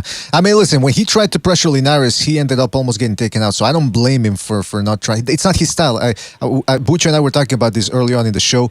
He doesn't have the style to do that, nor the endurance to do it. So I don't think he should try it if he doesn't feel comfortable. But like you said, hey, listen, you're a paying customer. You're a paying customer. I understand if you want a little bit more bang for your buck. You're well within your rights to demand that. And you're well within your rights to demand, too, that, look, if you don't want to see the guy fight, don't pay to watch him fight. Yeah. All right. Well, listen, 747. Good call, man. You gave us a lot of food for thought here, and we'll catch you on the next one, all right, man? All right. Thanks. Later. Thank you, man. Take it easy. All right. Yeah, we got, man, the calls are still piling up here. Let's go to 346. Hold on a second. 346. You're on the air. 346. What's on your mind?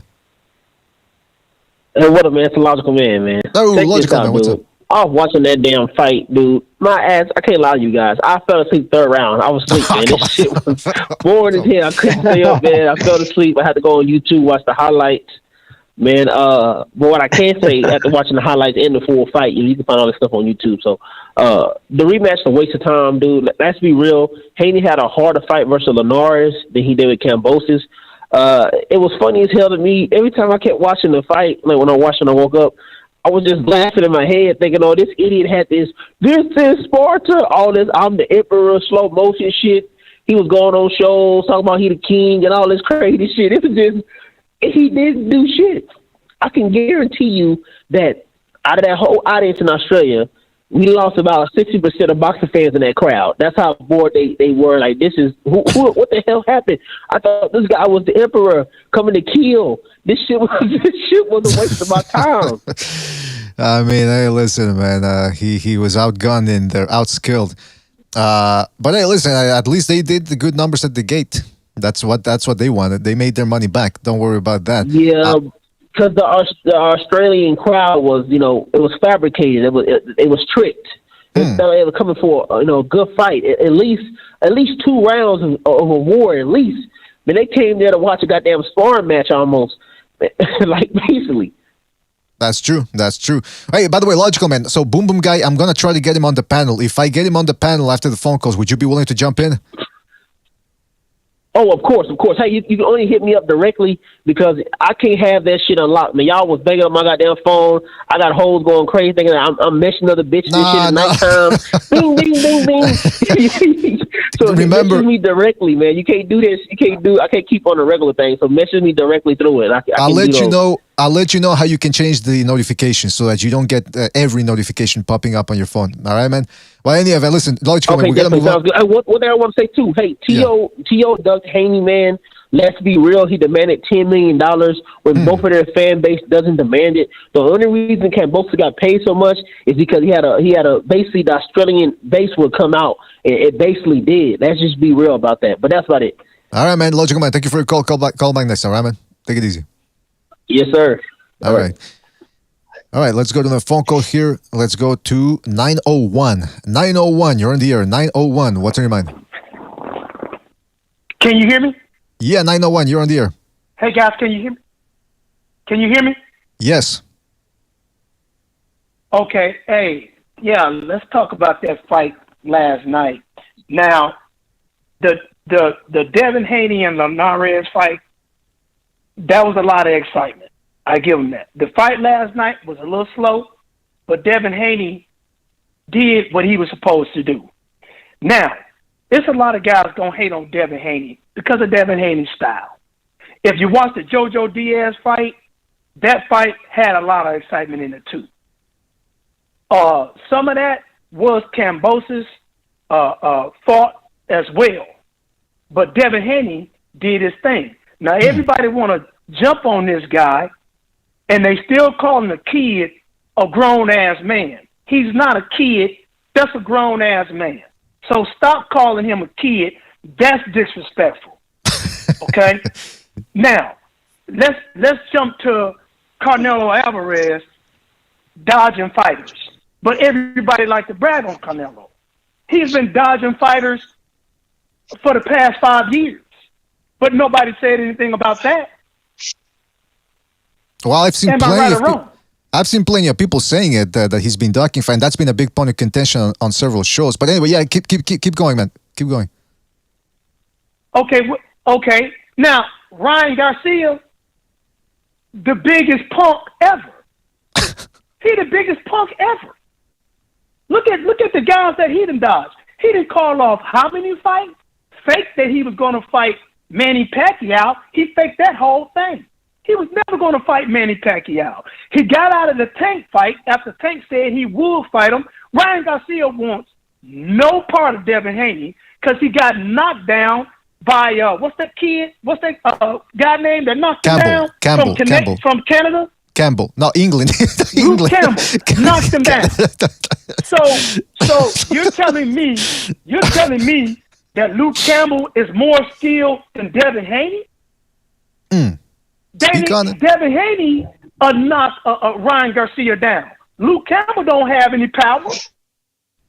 That's right. He doesn't have power, but he knocked Ryan Garcia down. Now, does Ryan Garcia have a glass jaw? Because that's the first time we've really seen Ryan Garcia get hit. So he got power, but can he take a punch?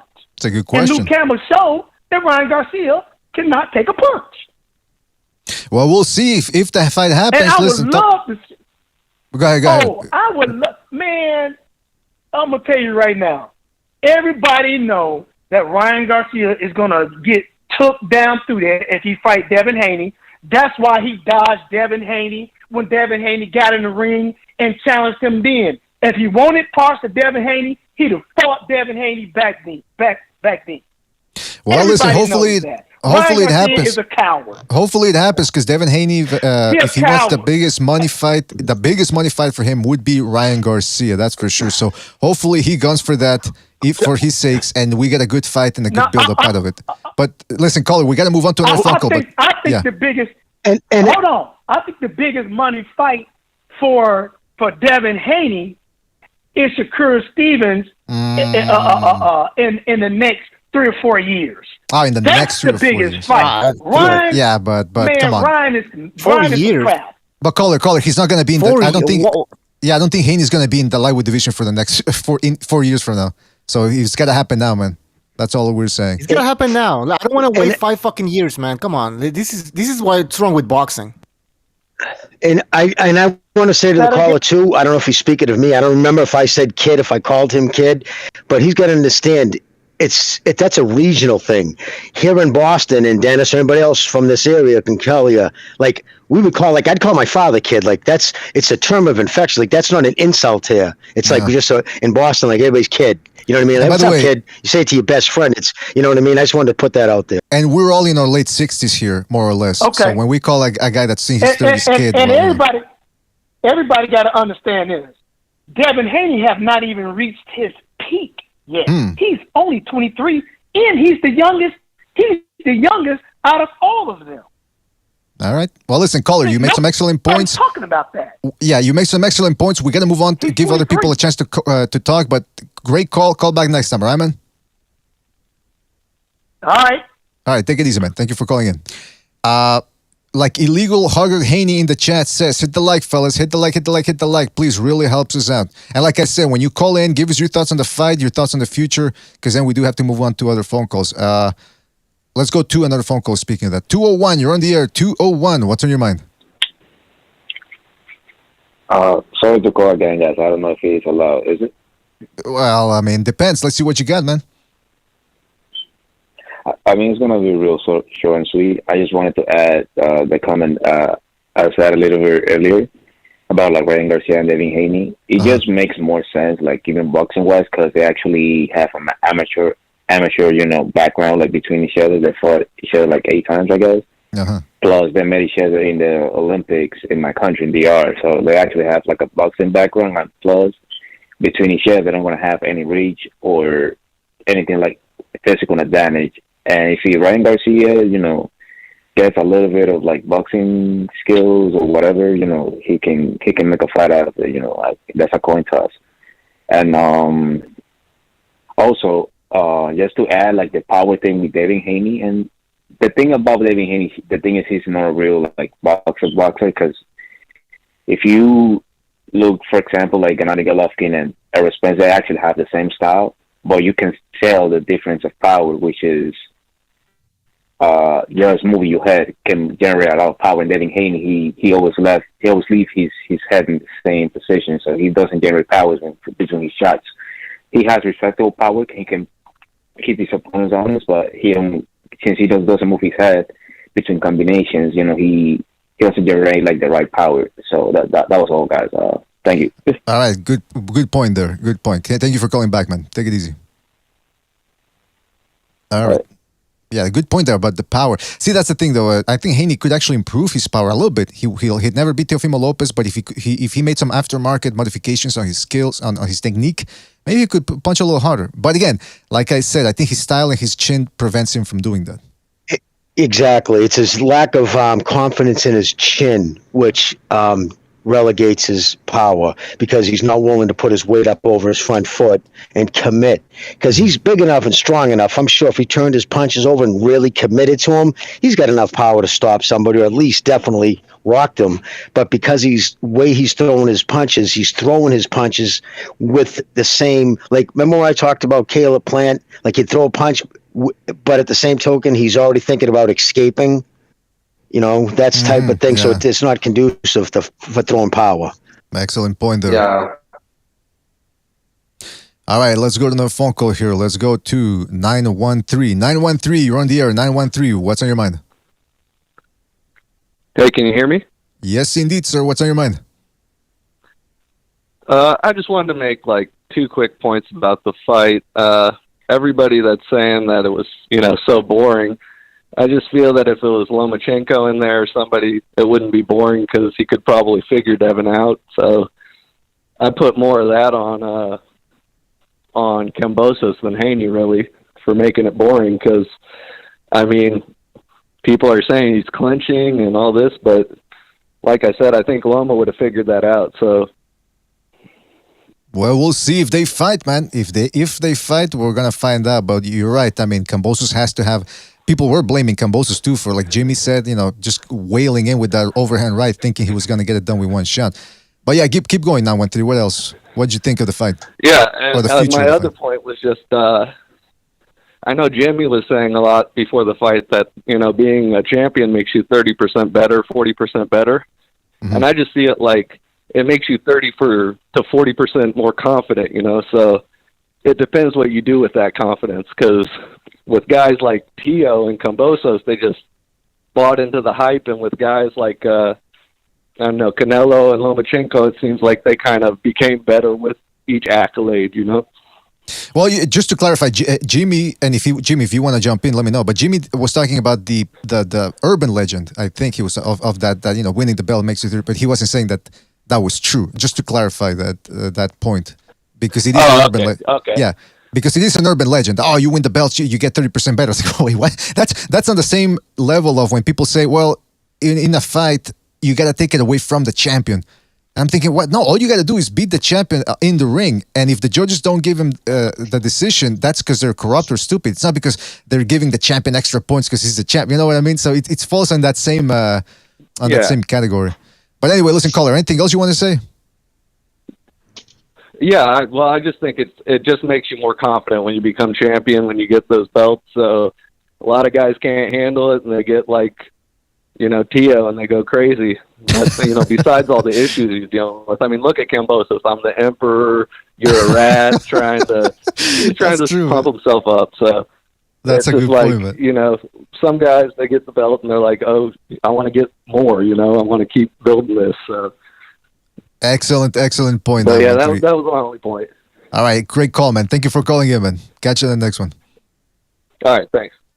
Yeah, that's true. That way, some guys can actually be more confident with the belts, and then other ones, they just implode. And the pressure gets to them. Because don't forget, fellas, you want to talk about cliches? Here's another one for you, which actually is true. It's easier to win the belt than to keep it. It's easier to become champ. Look at how many one-hit wonders we've had in boxing. They win the championship, and I was like, holy shit, in the moment, yeah, they're the best. And then they lose it in the next fight because they can't get up for it, or maybe they weren't even that good. Listen, when people dodge guys like Hopkins and Golovkin and Monzon and Hagler for staying in one division, they never jump weight class. It's hard, man. Just as hard, if not harder, to stay in one division and crank out more than 10 defenses, because you're fighting guys out there that people might not really know, but they're training 110%, and you gotta stay composed and dedicated and consistent throughout all those fights as a champion. So just food for thought out there. Don't forget to hit the like, fellas. Hit the like. I want to see those likes go up. Come on now. Let's go to another phone call here. Let's go to 214. 214, you're on the air. 214, what's on your mind? Sorry, guys, I had to call back. I had some better points this time. Really? Yeah. My first point is fighting at home, and Kambosos failed his fans. Like, man, I was reading his comments in the Instagram, and these guys were congratulating him. If I was Greek and Aussie, I'd let him have it, man. These guys are all praising him, like, thank you for this, or you're still the emperor. You did your best, which I believe he didn't do his best. Fighting at home, I don't think these guys, especially unified champions, I don't think your first fight should be back at home, in my opinion. Interesting. So you say you would have you fall on line if your guy loses, you should lambaste him, you should besmirch him. Well, no. If you felt like he could have done better, then you should say it. Don't just praise him. I thought he could have done better, even though I don't think he would have won. I thought he could have done better with the pressure. He's not a great pressure fighter. He's more of a back foot counterpuncher, but he has knocked down Mickey Bay coming forward. He did, but he can provide. He can do some pressure fighting. I think he could have done better, and he should have been aware that I made a call about this that Devin Haney was going to hold him when he get in close. He should have feinted and make it when he tried to hold him to take a step back, because that's what he does. He's a good step back counterpuncher. So he should have, when he tried to hold him, and when he dipped, he should have tried to hit him on the top of the head, because I thought he got super low sometimes, Devin Haney. Mm-hmm. Well, you know what? I think Bucho agrees with you on that one. Bucho's the type of guy that he says, "Look, listen, we gotta show scathing criticism sometimes to light a fire under those guys' asses." What do you think, Bucho, or what the caller said that the Australians should have let Kambosos know? Look, you could have done more, motherfucker. Go for broke. There you go. I mean, they did start booing it. The crowd booed. Remember one time? If you look, they were booing, and Kambosos actually stepped that up in round 12. He went for broke. So he could have done that a few rounds earlier. Of course, exactly. He could have been do that earlier. Haney started running the 12th round. That's where he deviated off the game plan. But you know what? If he would have been more of a pressure fighter, he could have stayed away from the jab more, just by staying on his chest. By trying to box him like tit for tat, that's why he was getting tagged with the jab that often. All right. Well, listen, caller, good callback. Another point. Oh yeah. Go ahead. But another point is that he abandoned his jab. His everybody was talking about his jab left foot combination. He should have jabbed his way in my opinion. Like I said, I don't think he would have won, but I think he would have made a more convincing performance so he can get that rematch, so people could be a little bit more excited. Absolutely. And my last point is, I think you're 100% right. Garcia, like this dude got nothing. He's got nothing. He's talking about. All right, man. Well, listen, good call back, I should say, and call back next time, right, man? All right, take it easy, man. All right, let's go to the phone call here. Let's go and don't forget to hit the like, fellas. Hit the like. 917, you're on the air. 917, what's on your mind? 917, you're on the air. Hello? Yes, you're on the air. Oh, what's up? Can you hear me? Yes, indeed, sir. What's on your mind? Hello? You're on the air. Hello? Oh, it's Quantum Rob again, I think. Yeah. All right. I can recognize that. Yeah, I can. He fucked up. He left. Yeah, I can already hear the fucking stretching it out the story. Well, let me tell you, it's gonna blow your mind. And then 5 minutes later, he still hasn't gotten to the point. All right. Listen. The phones are still open. I sent a couple of invites here to people. Pete, if you want to jump on the panel, Pete, let me know as well. So I can send you the invite. But I can't find you here in my list of contacts for some reason. And actually, I should have him. I sent an invite to Boom Boom as well. He wanted to jump on for a bit. And I sent one to Furioso. Furioso, if you're listening, I sent you the invite on Discord. So if you want to jump in, give us your thoughts on the fight. Because I know both of those guys had different points of view. Funktopus in the chat says, no Quantum, please. Listen, apparently somebody sent me a video, the Boxing Jedi. Shout out to the Boxing Jedi. Apparently he's upset with Quantum because he really, I don't know what type of relationship they had, but I think he believed the Quantum Rob story about Quantum being dead. So I saw the video, man. Boxing Jedi is upset because he actually thought Quantum had died, and yeah, all of a sudden Quantum pops back up, or pops back, I should say, and yeah. As long as he's not popping his dick in front of the camera like he did on H Money's stream, I won't be all that concerned. But yeah, man, the thing that bothers me the most about Quantum, he doesn't fucking get to the point, man. I think that's his shtick. I'm starting to catch on to that.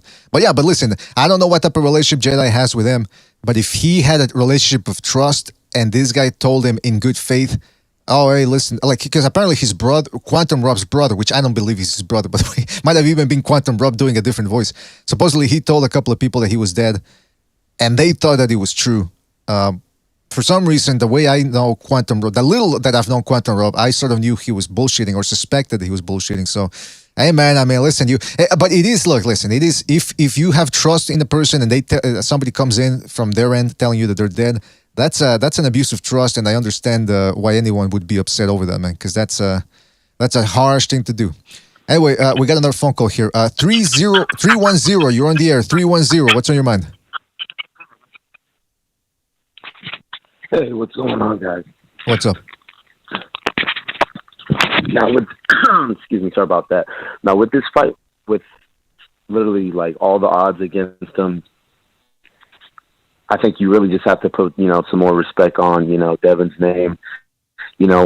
People will say that he is, chinny, but, that last fight that he had, Linares is definitely, fought with many champions, and for him just to, they clipped the one shot to say he's chinny, I think that's a little biased. But I don't think the money's going to be behind Kambosos to make the fight again, and if Loma can get out of the war and maybe even get a little motivated by the Usyk-AJ fight, which should hopefully be happening in July, is what Eddie Hearn is saying, I believe, in Dubai or Saudi Arabia. I think that Loma would probably have more of a chance against him or a Tank. I think the southpaw stance is definitely going to give him a little more issues if he's going to go down that route and not find Kambosos again. I think Ryan is out of the picture until he beats the Fortuna and maybe even a Pitbull Cruz before we can even think that he's halfway on the level of Devin Haney. But I think Loma, if we could, get him in a quick, 6 to 8 week training camp and get him going against Devin, I think that would be like one of the best fights in maybe like the last year or two. Hands down. What do you guys think about that fight? Hey, listen, man. I'll let somebody else answer. Bucho or Jimmy or Gonzalo, if you guys want to answer that one. What was the question? It was about the potential just matchup. The Devin and the Loma fight, just like, just the southpaw, like his footwork, him, doing the dancing when he was as a kid, and I'm thinking Usyk, I think, has definitely benefited from Loma just being in the camp and just his style against Devin. That's what I'm saying. Yeah, I think Haney's got a good chance because he's athletic. But the thing with Haney, his corner, man, they really come up with good game plans. It worked, I think, with was it Kambosos or the other guy utilized the jab. Now they took away the hook and the overhand right. Now, can they take away everything that Lomachenko brings to the table? Obviously, no. But if they can neutralize some things, maybe they can be competitive, being that Haney's the younger guy, and maybe Lomachenko is he's still in his prime, but it's sort of like it's the tail end, and he has to be like a fine-tuned machine in order to be operating on all cylinders. If he's just showing a little signs of that he's getting old, man, maybe Haney can compete with that. Yeah, I agree. I agree with what Gonzalo's saying. The fact that he's a southpaw, we've seen that's when Haney's not looked his best against southpaws. Lomachenko has legitimate. He's not a knockout puncher, but he hurts people. He punches hard enough. He's got excellent feet. He doesn't have as quick a jab as Haney, but all things considered, I absolutely would be betting my money on Lomachenko if he was to fight him next. But right now he's in the Ukraine like a moron. He needs to get the fuck out of there before he ruins what's left of his career. There you go. All right, well, listen. Yeah, I feel the same way, champ. Yeah, but do you think Tank is a harder fight, or do you think Loma's a harder fight for Devin? Oh, Loma all day long. I think Haney could beat Davis because Davis is steel sharp steel. Davis has been fighting soft competition. Davis just lost rounds. He lost at minimum of 3 rounds to Rolly Romero. Do you see the way that kid throws his punches? Oh my God. I was waiting for the fucking. I was looking for the Special Olympics fucking banners. Come on. That kid's horrible. Yeah. Dude, you will never see that kid ever fight anyone else again for a belt. That kid is a clown. You know what I mean? It's just, it is what it is. Haney will never make the mistake. The southpaw stance does give Devin problems You know what I mean? And I even think if Canelo even switched to southpaw just for the next fight for Bivol, he'd be better off. You know, just switching up things on people, I think. Well, we'll see, and man. just having that tricky footwork that Loma has. I don't know. Yep. I think that helped. And I think that helped with Usyk, like I said, against Joshua, him just being in camp with Loma. But that's, another story. Yeah, we'll see, man. We'll see. But listen, good points, good call, and we'll catch you in the next one, all right? 310? Good call. A very good call. Thank you. Thank you, man. All right. Go ahead, Gonzalo. Rolando Romero, he made the mistake that he got overconfident, and Gervonta Davis knew that. He pretty much gave away a few rounds, and Romero got confident. He got clipped. Devin Haney will never make that mistake. He's going to be always aware how far to go and when he needs to step it back when the other guy's trying to read you. Tank's never going to be able to really set that trap, in my opinion, against Devin Haney, because that's Devin Haney's style, man. He's very clear-headed. That's a good point. Did you right before Davis dropped him? He did the same exact move 2 times in a row. That half step, throw the left hand. The right hand, and then even the way he threw his hook right before, as he was getting caught, it was off balance and weird. It was just strange. Yeah, he was telegraphing everything he did.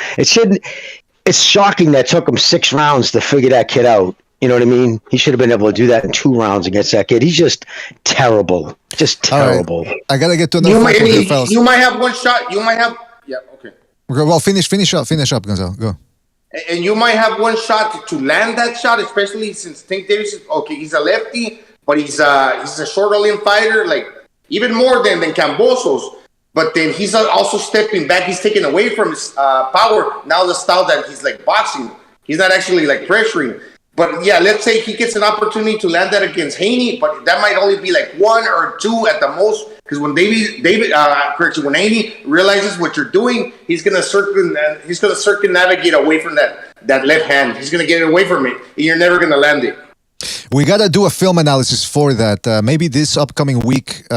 Because we gotta watch Inoue versus what's his name? Inoue Donaire 2. That's gonna be taking place 5 a.m. I'm working on doing a post-fight show for that morning show. So maybe there won't be a Wednesday show because next Saturday we got Berlanga versus Angulo, which I think is going to be a good fight. But anyway, what I'm trying to get at is there might not be many big fights to analyze. So we could get into that. All right, the phone calls are piling up again, so let's get to them. Hold on a second. Who do I have here? Wait a minute. Okay, none of them look like that. What? No, 917, you're on the air. 917, what's on your mind? That's not him. All right, this guy's he's got people in the back. 917, are you there? I'm going to hang up on you. Going once. 917, you're on the air. 917. He hung up. Didn't even hang up on him. All right, let's go to another phone call. Let's go to hold on a second, it's loading up. 402, you're on the air. 402, what's on your mind? Hey, this is Tony from Nebraska. 402. What's Can up? you hear me? Yes, we can hear you, man. What's up? Okay. Why do you think that Loma would beat Devin Haney when Loma basically became the franchise title when he got the title because he gave up his belt to fight Devin Haney? He didn't want to fight Devin Haney then. So what would make think he will beat him now? He ran from Devin. Well, you tell me. You're saying Loma is that much, that's less skilled than Haney and that less of a fighter that he loses to him? You break it down for us. I think Teofimo Lopez exposed Loma, and with Devin's jab, he was just out jab him all day like he did last night. But how come That's that the same jab? fight. All right, but we gotta break it down here because that jab. All right, go ahead. Because he's not going to let you get a word in edgewise. I know. Because to me, Devin is bigger than Loma, and he would just use that jab and do the same thing he did to old boy. He neutralized what Loma do with his jab.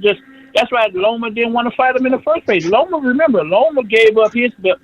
He gave up that belt, that franchise belt, that email belt. Everybody. He's gonna go through the same story about the belt. Oh God, Jesus! Well, hold on. At least if you're gonna say, let him at least talk facts. That's not what happened, but whatever. Let him finish. Okay, you tell me. What happened then. What happened? Oh boy, Jimmy, you want to go through that rigmarole again? I'll make one thing real quick. even Bill Haney's father admitted this. When he received that belt, when he took the regular champion belt, when Loma took the franchise, him and Canelo both made one in recognition of what they were accomplishing. Devin Haney was told, in taking this belt, you cannot force a mandatory against Lomachenko. And he said, yep, I don't care. I want the belt anyways. So tell me how that's Loma ducking Devin Haney.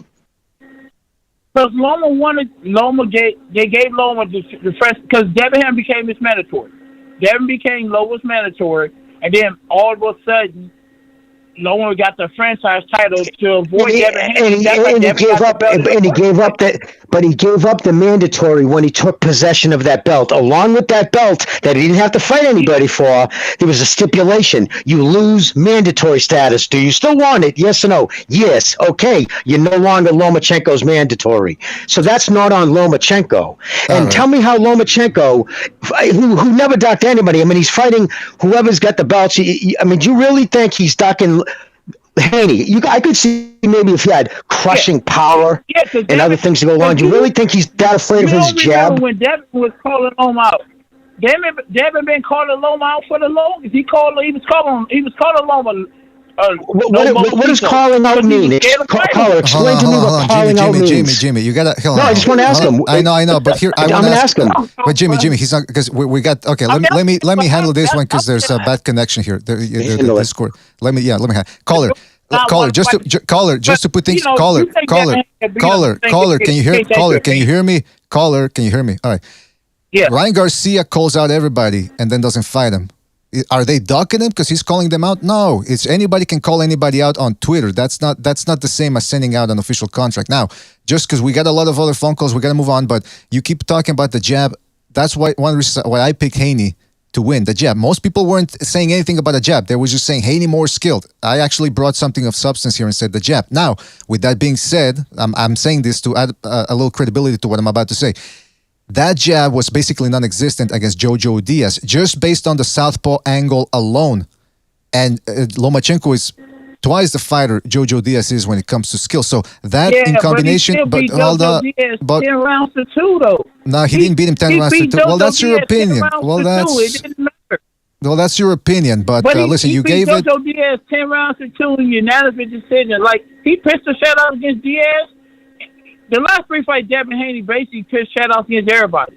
All right, so he pitched a shutout. So your argument, just because we got to move on, but so just to leave it, just so that I'm clear, your argument is he shut out Jojo Diaz, in your opinion, so therefore he's going to shut out Lomachenko. All right, we got it. Well, listen, call back next time, though, all right? Because it was a good call, but we do have about a bunch of other calls. All right, good call, man, and take it easy, all right? All right, man. Yep. All right, thank you, BDA. Thank you for your call. Yeah, because we can't go back and forth, and then we got other fucking phone calls. No, I understand. Totally Open understand. lines. Hey, it just gets frustrating. Yeah, I know. It's already the same story. But hey, by the way, for the guy that just hung up, 402, try to jump in on the open lines Friday. That way you can get unlimited time here and say whatever you want to say. Because right now we're on a tight schedule. Speaking of tight schedules, let's go to another phone call. Let's go to, man, the phone calls piled up again. 226, you're on the air. 226, what's on your mind? Yeah, hello. Yes, 226, you're on the air. Yeah. Listen, first of all, I'd like to say I'm a little upset from last week. I called, and I kept waiting and fucking waiting. And nobody picked up the fucking phone. All right? So that's first. I was wicked busy. Right, I had family over. Sorry.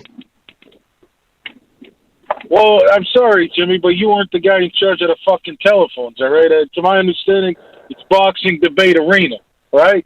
But anyways, I came on here to make it real fucking short. I was talking to a bunch of bozos yesterday on one of the fucking panels. Not your panel. Your panel's the best panel in the world, BDA. I love it. Thank you. Big fucking fan, big supporter. Not your panel, but another fucking panel full of bozos that were fucking dick riding this women's boxing thing. So all I want to say is, real quick, I'm going to leave. Women shouldn't box, all right? I'm out of here. Peace out, everybody. All right, Slugger Sam. Fucking short and concise from Slugger Sam. Women, he said it. I didn't say it, but he said women shouldn't box. He just looks fucking Slugger Sam, man. All right, shout out to Slugger Sam. Hey, check out Slugger Sam's channel. He's got a channel. I don't know if he's streamed in it recently. I haven't gotten the notification, but check out Slugger. No, nobody quite likes Slugger Sam. That's for sure. I wanted to ask him about He how was unique. He's special. I wanted to ask him how he's doing now because he's training fighters. I heard he's got them chasing chickens and chewing oak bark. You know, that bark, you chew bark and it really strengthens your jaw. It's an old school tactic. Let's go to another phone call here. Don't forget to hit the like, fellas. Hit the like. And by the way, we finally found something everyone agrees on in the chat.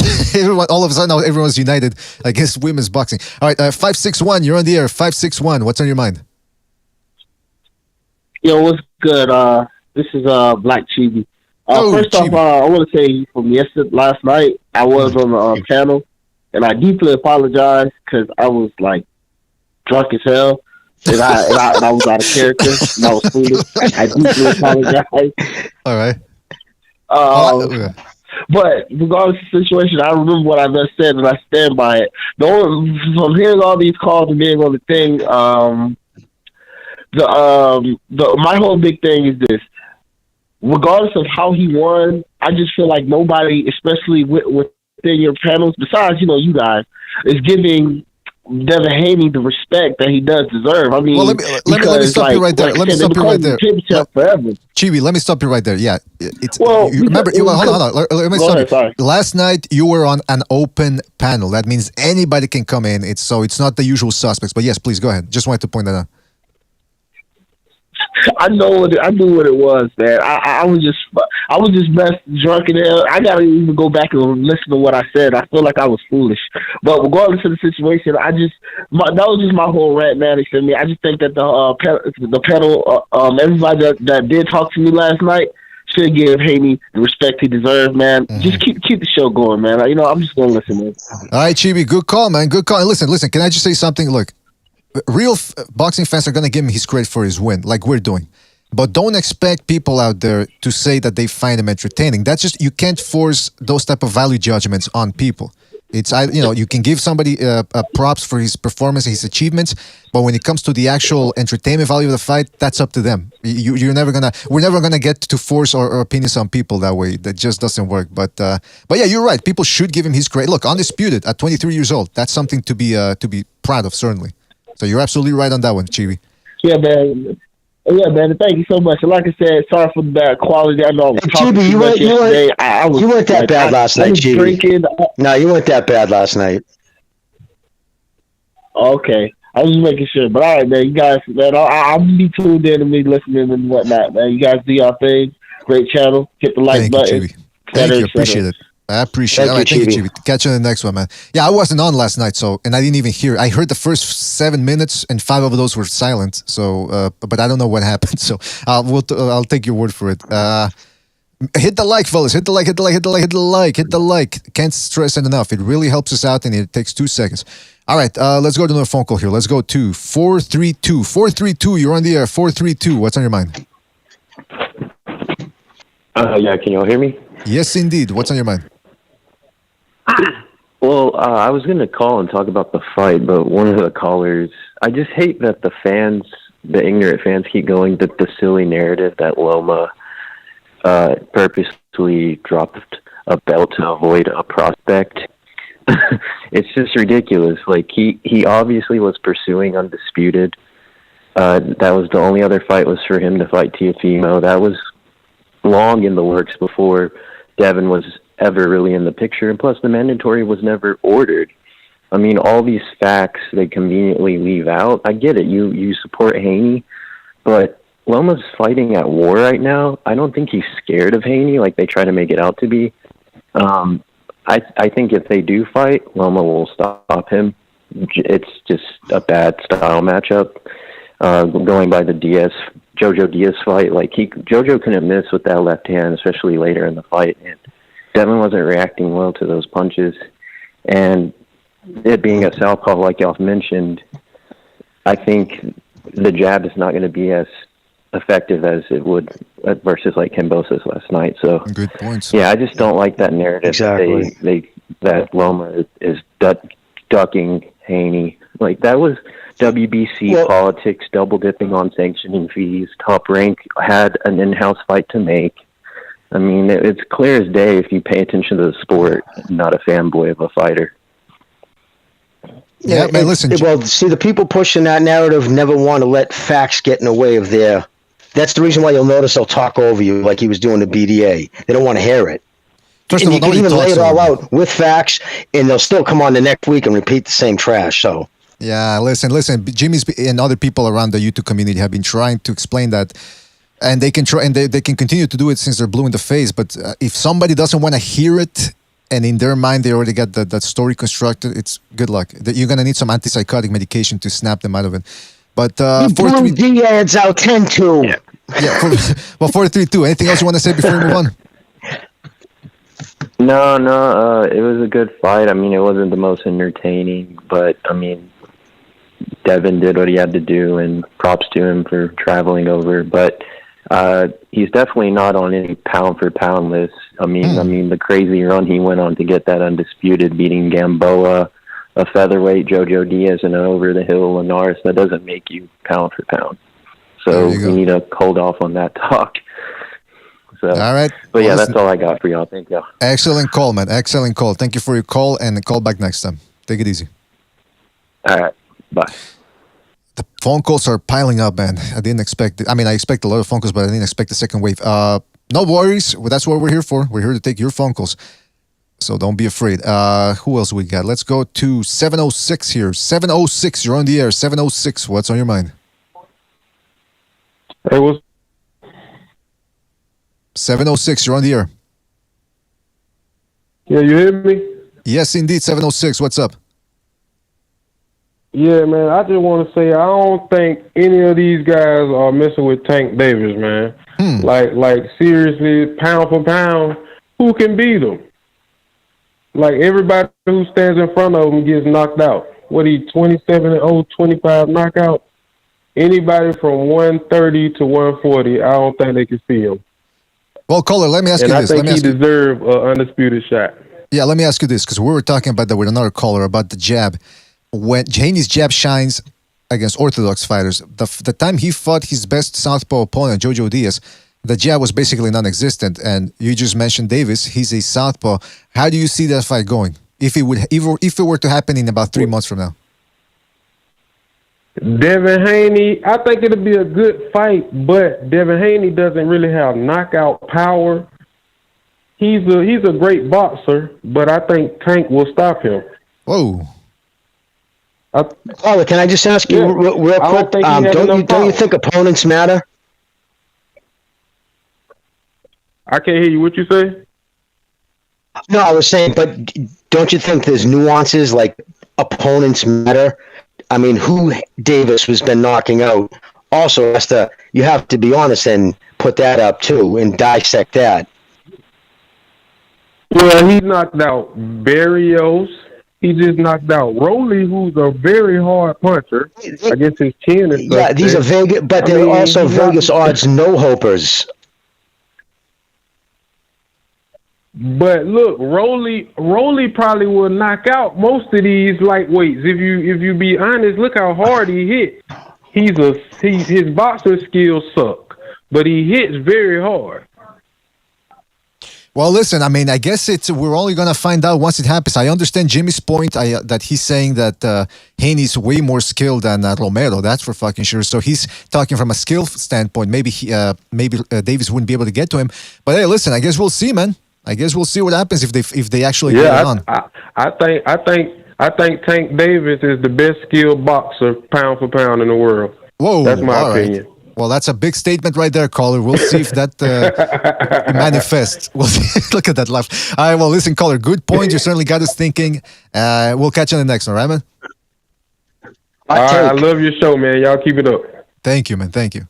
All right, go ahead, Jimmy. What? Do you think he was? Do you think he would? I was saying hot take, but the way he laughed there at the end, do you think he might? That might have been a little bit of that's what made me a little troll in there. Maybe, man, because I mean, first we were talking about power, and then he said he was Tank Davis is the more skilled fighter, even more skilled than Haney. So that made me wonder what he was talking about. But hey, listen, it's his opinion, and we'll see if that fight happens. All right, let's go to another calls. We're almost done here. Let's go to wild card. Let's go to the wild card line. 111. You're on the air. 111. What's on your mind? Yeah, I had to call back in BDA since Spider Spirit called my name. Listen, this affirmative cokehead fighter spirit.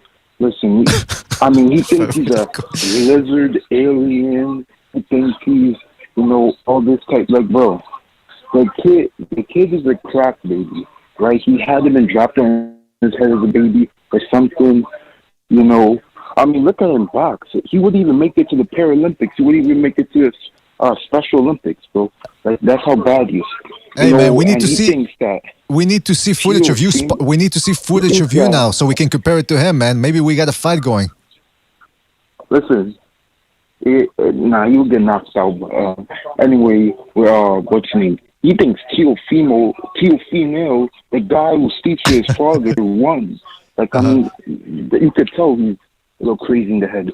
And also, right, the guy beforehand that just called in, the typical generic Tank Davis fan. He got more foot speed, man. Yeah, he's top of pound winning, man. Like, come on, bro. All right. Tank Davis fights bums. He fights Rolly Romero, special needs, disabled person, bro. He's fighting disabled people. Like, come on, bro. And then, all right, right, but let me say one more thing, right? Listen, Loma did duck to Haney, right? Because look at what the franchise is made for. So you don't fight your mandatories. And people saying, oh, Loma wanted to become undisputed. First of all, right, no, Teofimo wasn't even the champion at that time, right? He wasn't even the champion at that time, right? He was the man, Haney was the mandatory. He took the franchise belt so he could duck Haney. He could duck his mandatory, because that was the franchise belt was for. All right. Right? Well, listen. Also, you're bringing up the belts. It's getting boring now. Haney's not going to be the aggressor, right? And if Haney is not going to be the aggressor, and Loma, he doesn't do well with a guy boxing, so we'll see how Loma does with that. But yeah, Haney, undisputed. All right, MMA champ, thank you for your comment. Yeah, listen, we'll wait for that fight to happen. Otherwise, we're just talking out of pure speculation here. And belts, he started off good with the call, but he had to end it with belts. I got to deduct points from MMA champ's call on that one. Don't forget to hit the like, fellas. Hit the like. All right, let's go to another phone call here. 310, you're on the air. 310, what's on your mind? Boom, guy, representing LDBC. Oh, boom. I'm a little late today. What's up? Hey, you missed a call from You missed a call from the Logical Man. Yeah, I'm gonna use Tim. I'm gonna use Tim Bradley's words. Tim Bradley said it was a shutout, and it was damn near close. Kambosos did not respond to anything Haney was doing. Oh, he clinched. Yeah, you seen him clinch in plenty of other fights. I thought you had a game plan to stop that, but no. Kambosos shelled up. He was nullified, and he couldn't do anything. 2 days ago, Kambosos was on top of the world. Devin Haney made him look like a C-rated fighter. And that's what champions do. That's what real champions do. So congratulations to Devin Haney. All right. Remarkable performance. All right. And the rematch is not warranted. I think Bob Arum going to call off the rematch. It was that bad. Yeah, well, Kambosos, apparently somebody just posted a tweet that Kambosos says he feels he was robbed. Are you serious? Yeah, he's delusional. He got hit with a lot of jabs. A lot of jabs will make you delusional, Mr. BDA. Okay, wait. And Mr. BDA, actually, Pete's saying no. But Pete could be covering. Pete could be covering for his Greek brother. So maybe I don't know if. Ohi. Well, hey, I will say this about Kambosos. He know how to sell a fight, because that's what we saw. We saw him selling the fight, because when he got in the ring, we knew the character was over with. It was Kambosos, the real Kambosos. You seen him in the ring. The guy at the press conference is very entertaining. And I will say this: you said Devin Haney's jab was non-effective in the Jojo Diaz fight. Yes, sir.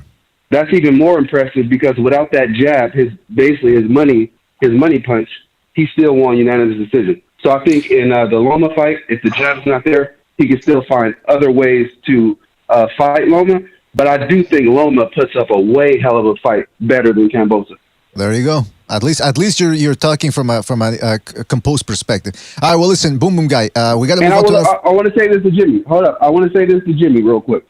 So I'm not going to say Loma ducked Haney to get the franchise belt. That's it's too many variables in that. But what I am going to say is Devin Haney wanted to fight for the WC belt. He wanted to fight for the WC belt, and no one was there to fight him because the guy who had it left. So he accepted the WC belt, and he had multiple title defenses after that. This shit here ain't cool, dog. That cemented him. Is someone talking? What the fuck's going on? Yeah, apparently, because listen, you're talking about titles, man. Come on, Boom Boom. We got to move on to another phone call. You're talking about titles. You're starting to bore me, man. I'm going to put a moratorium on title talk. That's what I'm going to have to do, man. Because it's getting out of hand. It's not getting out of control. And you guys, you're testing. Made one simple comment that he did want to fight somebody for the title. But you guys are no one was there, me. so he just accepted it.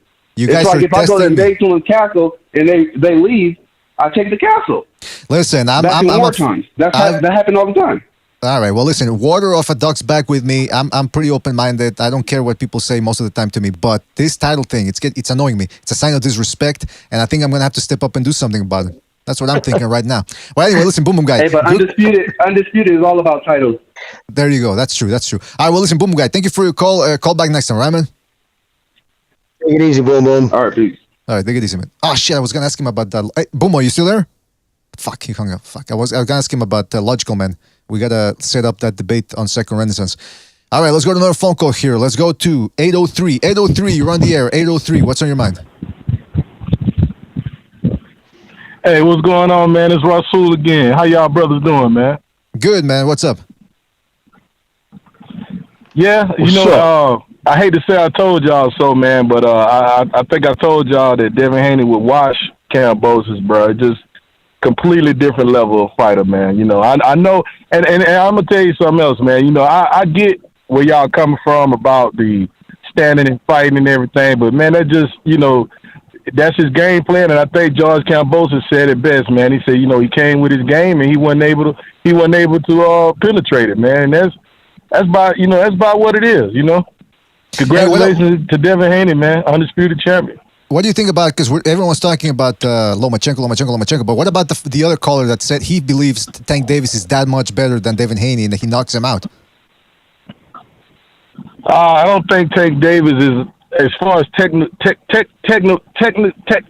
I don't think he's better than Devin Haney. I think overall technical ability, I think Devin Haney edged him a little bit, man. The thing about Tank, he just got that one knockout power, that one punch knockout power, man. Uh-huh. And but I can tell you this: if they do make that fight, let me go to Lomachenko. That'll be a tough fight for Devin Haney because of the skills. Because of the skills, man. Loma, he moved. It'll be a good matchup, but I think Loma gives him more trouble than anybody else. You know what I'm saying? Tank more than likely, if Tank catch him, he's going to sleep. You know what I'm saying? Uh-huh. Interesting. Well, listen, we'll see what happens in that one, man. We're all excited. Haney's with Top right now, so there should be no problem in making fights now. No more excuses about being ducked. Anything else you want to say, Russell, before we move on? Well, it'll be a problem to make the fight with Tank. Top rank and PBC don't get along. Yeah, that's a good point. Yeah. All right. Well, listen, Russell.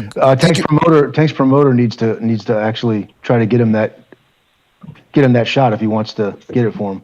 Yeah. But I haven't heard anything about that. Russell, thank you for your call, and we'll catch you in the next one. All right, Russell? Thanks again, man. All right, man. Thank y'all. Thank you.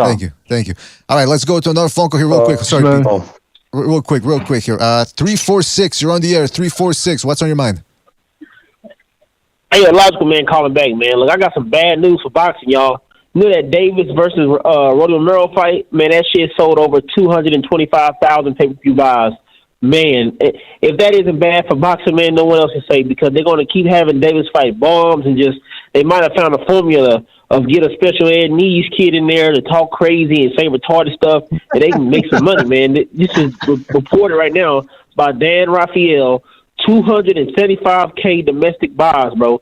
But I'm going to say 225 to be safe. You know how they inflate stuff, but I think it's real because these numbers came out fast, man. It took them.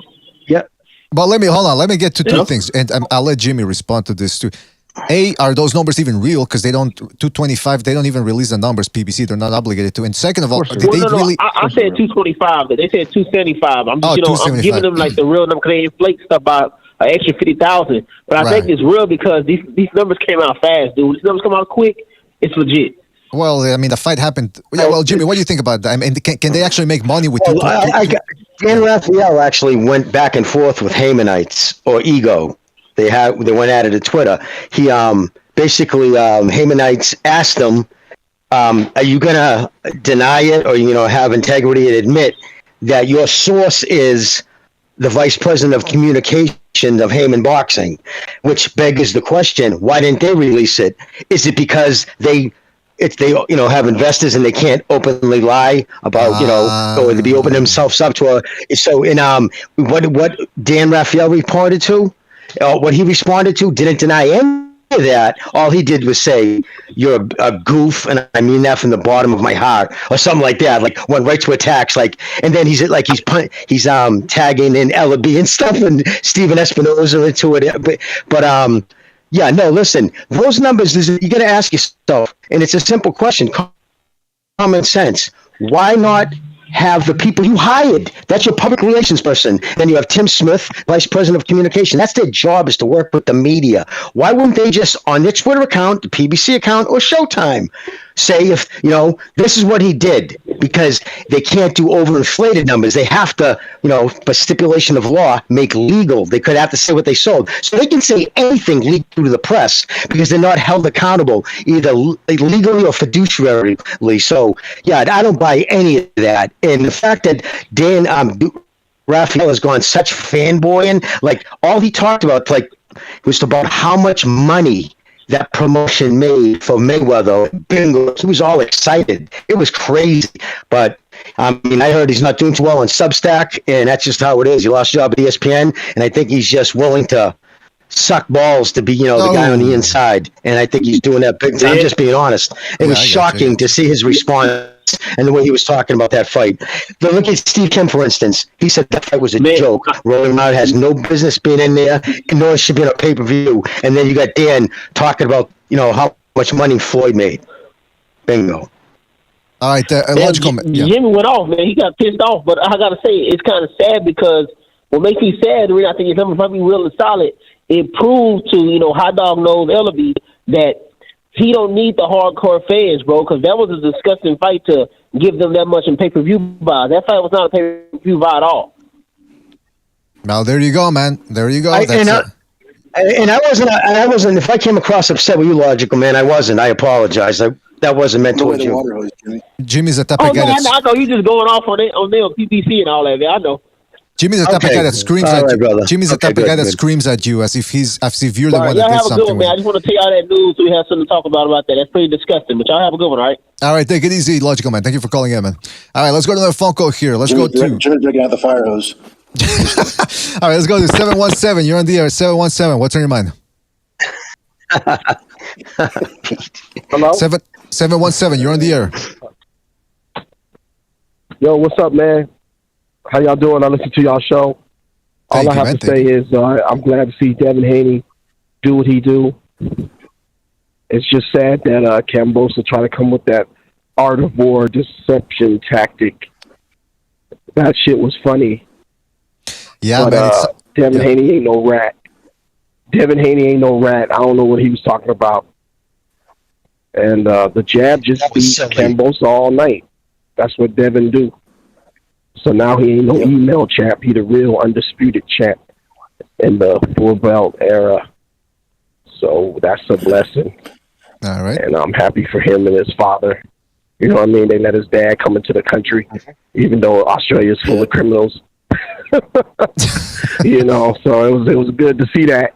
The whole outcome and everything. At least Kambosos was humble in his defeat, unlike Tio Lopez, who was making excuses, saying that the belts were cursed. But it was a good fight. I would pay to see it run back just so Haney can win it again. But, Ryan Garcia, he still owe Tank. I'm not Tank. He still owe Earl Spence money. We looking for you, Ryan. Hey, by the way, you're saying that you would pay for the. Night. Yeah, you saying that you would pay for the rematch. I think you're in the minority. You saying that you would pay for the rematch. I think you're in the minority. You got more patience than most of us here. But in regards to so which fight would you like to see for Devin Haney next? None against minorities. I like to see him fight Tank. I like to see him I like to see him fight Tank. I don't want to see him fight Ryan Garcia because Garcia's just I don't know, man. That dude he needs to just stick to Gatorade commercials or something. I don't know.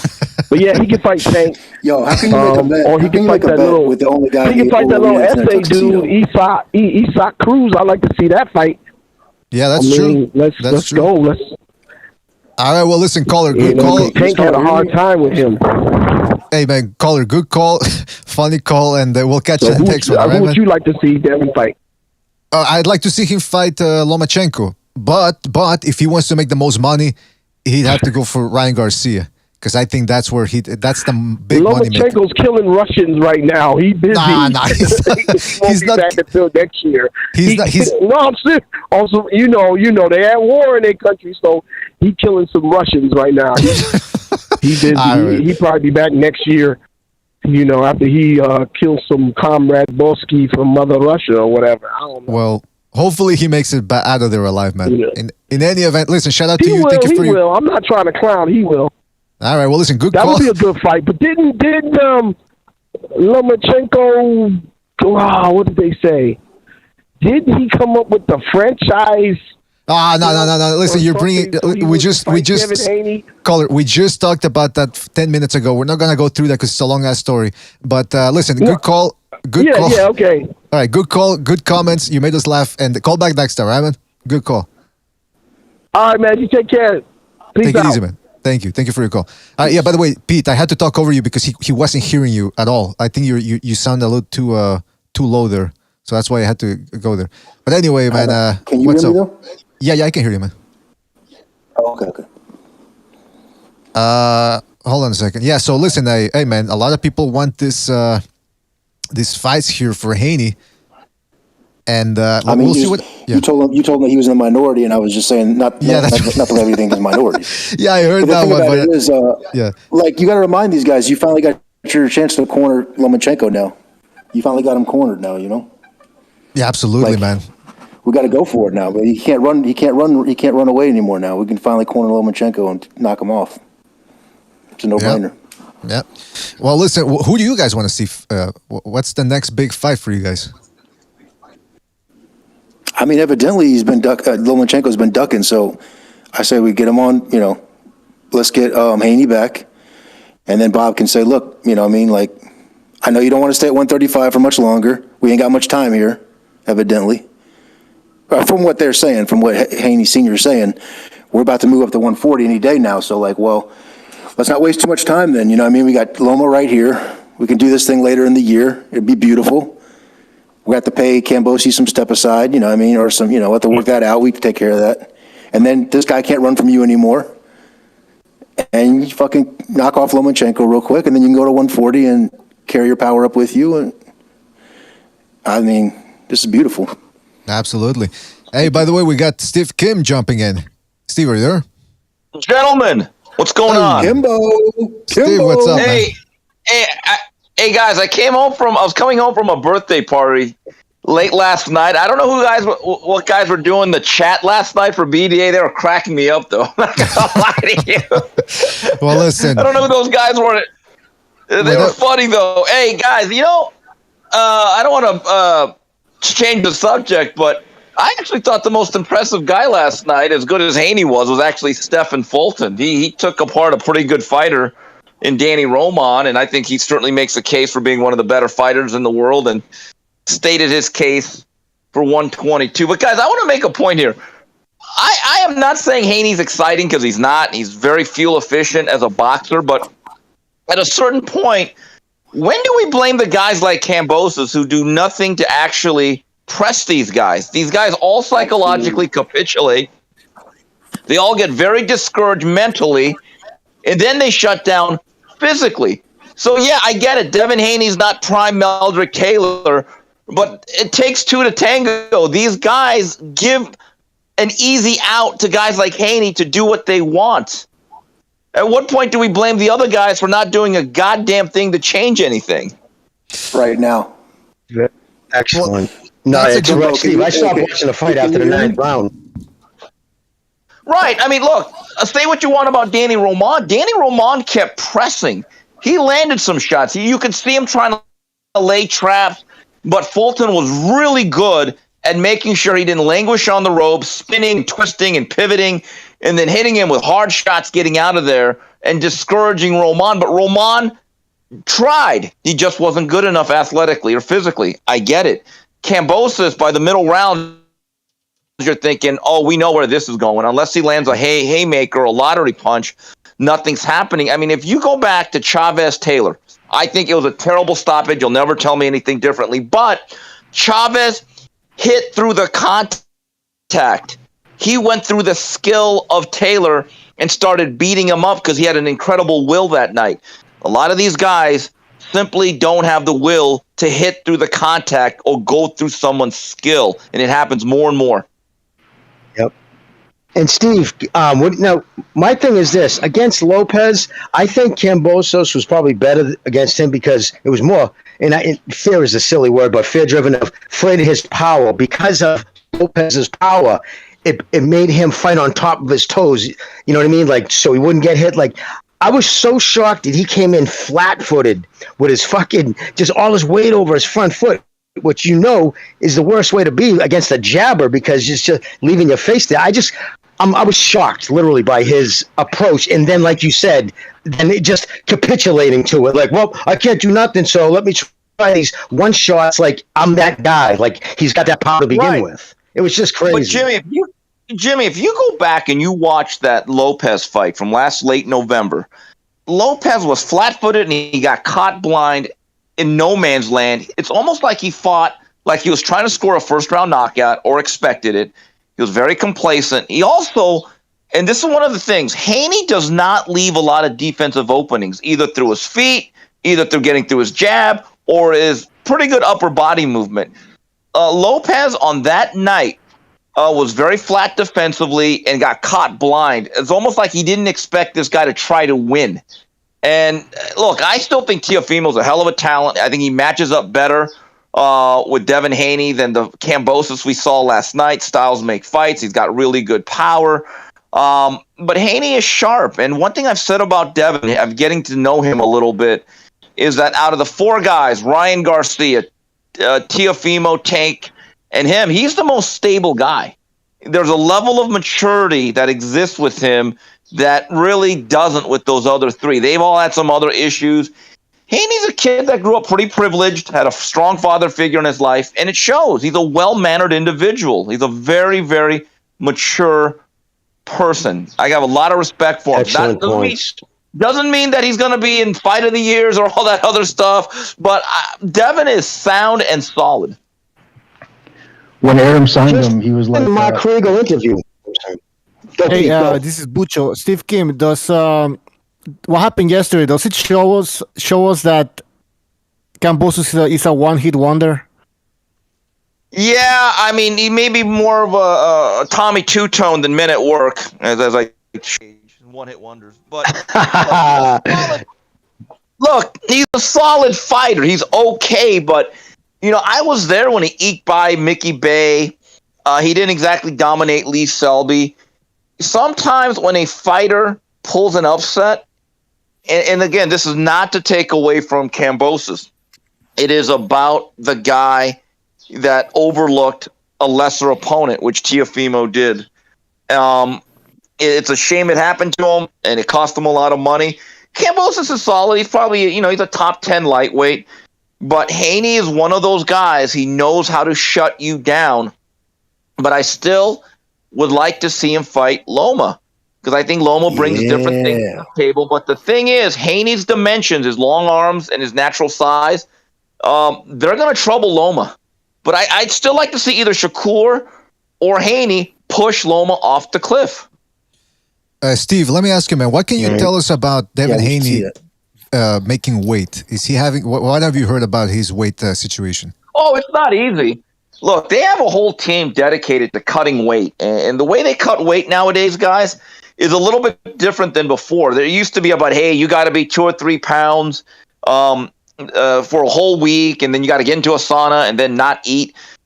More and more what is taking place in terms of the modern weight cut for MMA and boxing is about the hyperhydration, where what they do, and Jimmy, you probably have seen this during your days bodybuilding, but what they do is they basically allow you or want you to be about 8 to 12 pounds above the weight the whole week, and then late night you do a hyperhydration where you take a lot of water, you do warm baths with Epsom salt, and you flush out that body all on one night. It's like a real process. And you have to like wick off the water before the sweat before it gets back into your pores. And there's a whole system of it. For Devin Haney, it's not easy. He's very much at the tail end of his run at 135. But again, he has a relatively disciplined lifestyle that allows him to do this. I take one of those salt baths. Steve, you can tell just I said I take one of those salt baths after every one of our live streams just to cleanse. As well, you should, man. But Kim, you're right. I was saying that last night and this week, which it kind of turned me on to the fact that Haney is very well composed. He's very mature. You know, I mean, he seems like he got a level head on his shoulders. So I think that I noticed the same thing. So I think that's a good situation for him now. Well, not to be that guy, but I felt that about him when after being trained with Mayweather, being in that gym. Remember when he was like that prospect everybody was looking to sign, and it was almost a foregone conclusion on a lot of people, especially on Twitter, that he was going to sign with Floyd, but he went to DAZN. That showed me right there that this kid's thinking. He's got his head on on right. And just for Christ's sake, just the way he decorates his house, you can tell he's not a knucklehead. Like he's a mature kid. Like he's got his shit together. So you know what I mean. Again, I'm happy for him, but I think, like you said, Lomachenko, even though he's smaller, but he can read people. He downloads information like nobody. And I think what would hamper Haney would be the lack of power that Lopez had that Haney doesn't, which would make the way Loma would approach it. What say you, Steve? The interesting thing is that I know there's a rematch clause, but I'm actually finishing up my K9's Corner for Snack.com.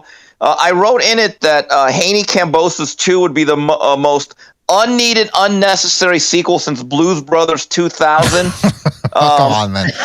Or Caddyshack 2. I'm like, I was with a group of boxing people at a birthday party, and when the fight ended, the first thing I said to myself is, great win. Great for Devin. And I'm like, shit, we got to see that again? I mean, that's the problem. They're going to cut a check. They're going to cut a check and take care of that. Yeah, and so I want to see other fights. Another fight that I want to see, and when Mario and I had Devin Haney on a Zoom interview last year, this is the one time that Devin really didn't want to talk. Him and Tank don't like each other. There's something very, very deep-seated and personal between them. And when I asked Devin to expound on it, because I said, hey, is there a problem with you and Tank? Because I've noted, and he said, yeah, well, I don't want to talk about it. Whoa. And the way he said it, I was like, that's interesting. I don't remember that. So, that's the show we did last year. Interesting, man. Usually when they don't want to talk about it, it's usually a woman involved. Yeah. Yeah, I mean, look, the women have brought down civilizations and governments and all that stuff, but there's something going on between those two. As far as I'm concerned, look, Devin is the king at 135. Tank Davis is the biggest draw at 135. We need to make that fight. If boxing wants to be a real sport, that fight. By the way, Ryan Garcia, I said this last week on 3 Knockdown Rule, his logo should be that blue cap emoji, because that's all he is cap. Oh. Good Lord. He literally had the nerve to call that fight boring last night after his run fest with Emmanuel to go. Give me a break. He's out of his mind, man. But I wanted to ask you that. Yeah, so you're saying Tank Davis is a bigger attraction than Ryan Garcia? Yes. Look, they're both big draws. Ryan Garcia is a draw, but he has not been on pay-per-view yet. One thing about Tank that's impressive, and I've given Mayweather credit promotions for this, and I never understood why he'd want to leave them. there are not a lot of American fighters that could draw in Atlanta, New York, and LA. He's done that. They've actually done a good, we don't have to be happy with his opponents. We don't have to be excited with the matchmaking. But in terms of doing their job, and this is what it is, of creating an attraction, how can you argue that? Seriously. It's a good point. On the same weekend as the SEC championship game too in Atlanta, same night. Right. So I give them credit for that. Well, I'm just saying. So now Mayweather Promotion got to call Top Rank and set that up if they want that shot. If they don't, then they don't. But I do want to see what Lomachenko does. The birthday party I was at, I was actually part of one of the people that was there was Egis Klimas. And, and he said, hey, and the word is that if Kambosos would have won that fight, which he didn't, they were going to go to a Loma fight. Well, the best laid plans of mice and men, that goes right out the window. I am with you guys. I wonder if they're going to cut a big check or say to George, hey, can you lay back for this fight so you get the winner of that fight? This is why I don't like rematch clauses. And I would, if I was the commissioner of boxing, I'd almost ban them. There should be an actual public demand for a fight to happen again. Not just because you want to protect the A side. Can I ask you, Steve, because you would know out of anybody, or would it also be conducive? It depends on, is there going to be money to back that fight? Like, someone's going to have to finance that. Now, if you're people in Australia, are you going to want to put money into that? You know what I'm saying? Like, people already start, meaning you're probably going to have half the people show up, if that. Like, so is there money for the fight? Because I heard that was an issue in the first place. You're right. One of your callers. That's a promoter's problem, though. Like it was DeBella. They put it in there. They'll take care of it. It's not even going to be an issue. Kambosos will pick up the pieces and go forward, just like Tio will. They don't have to be next fight. We can do it later. We gotta get Loma out of the way. I got to see that Loma and Haney fight. And now Pete, we got to see that. Pete, I'm with you. In an era where your fighters only fight twice a year, I don't need to see Transformers 1, 2, 3, 4, 5, 6, 7, 8, 9 over and over again. Let's get some variation of what I called it years ago when Pacquiao and Marquez kept fighting over and over. And ironically, the fourth fight was unbelievable. But I called it the Police Academy effect. It's like, geez, can we get different? How many sequels do we need? And again, if fighters fought 5, 6 times a year, I'd have no problems with immediate rematches. But when they're fighting once or twice a year, and you see a guy's box wreck, and in 5 years he only has 2 different opponents, that kind of bothers me. Well, let me ask you this too, man. Just let Top Rank handle it. Take a note from Tio. Don't start fucking telling Top Rank how to do their job. Just let them set the fight up for you.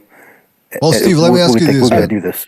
Steve, let me ask you this, man. When it comes to Tank Davis, you said they've been doing a good job. I mean, it's true. Based on the level of competition, he's getting bigger and bigger as a star.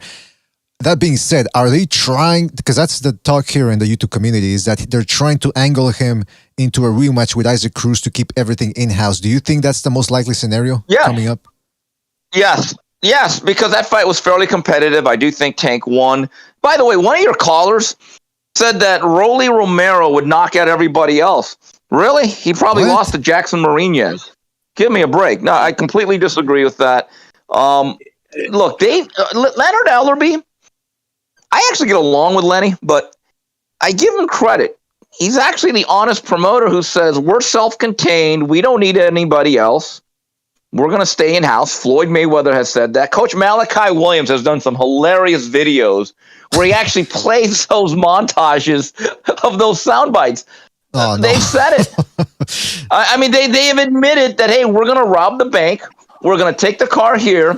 We're going to put the gun to the window, and then we're going to drive off. They've admitted this is how they're going to rob the bank. So, and again, I don't know about the pay-per-view numbers. I think a lot of those numbers that are leaked are very, very suspect. Let's keep that in mind, guys.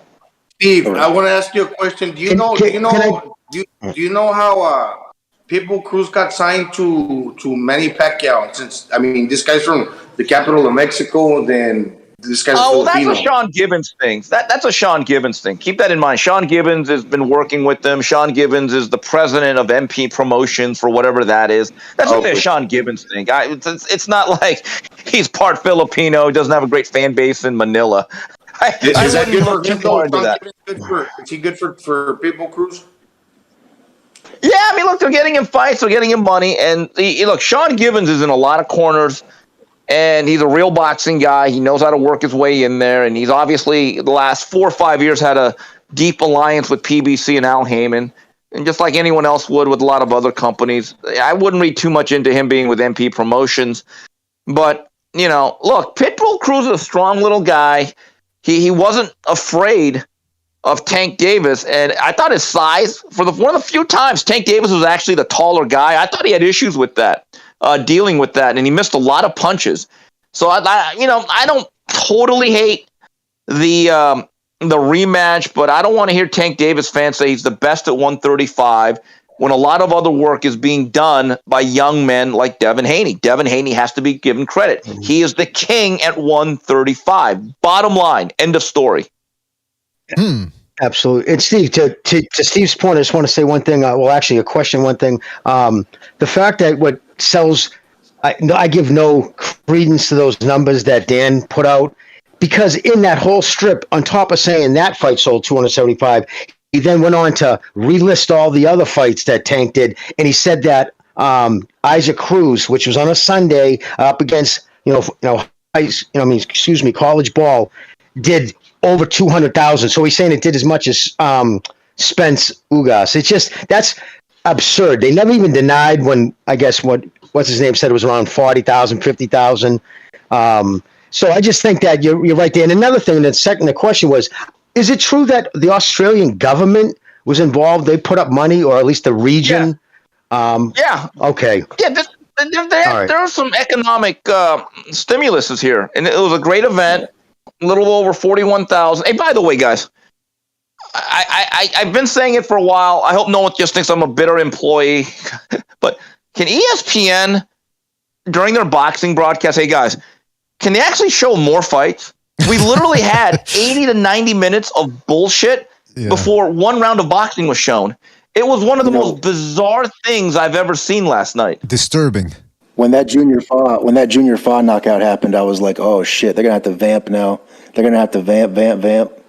They should have something to play. Like the prelim fights. They could have played those prelim fights.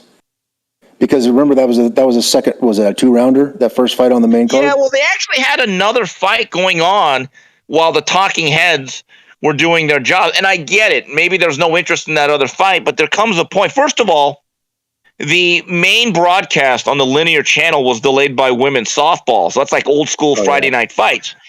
But yeah, so I ended up watching the Junior Fa knockout from Lucas Brown on the app, and then as soon as they got on the air, I'm thinking, okay, bring in a fight, and they literally did not bring in a fight for about an hour 15, hour 20. It was bizarre. Now, I wanted to ask you about that. Is it because they're paying all this talent? Like they got Bradley, they got Andrew Ward, they got this guy, they got that guy.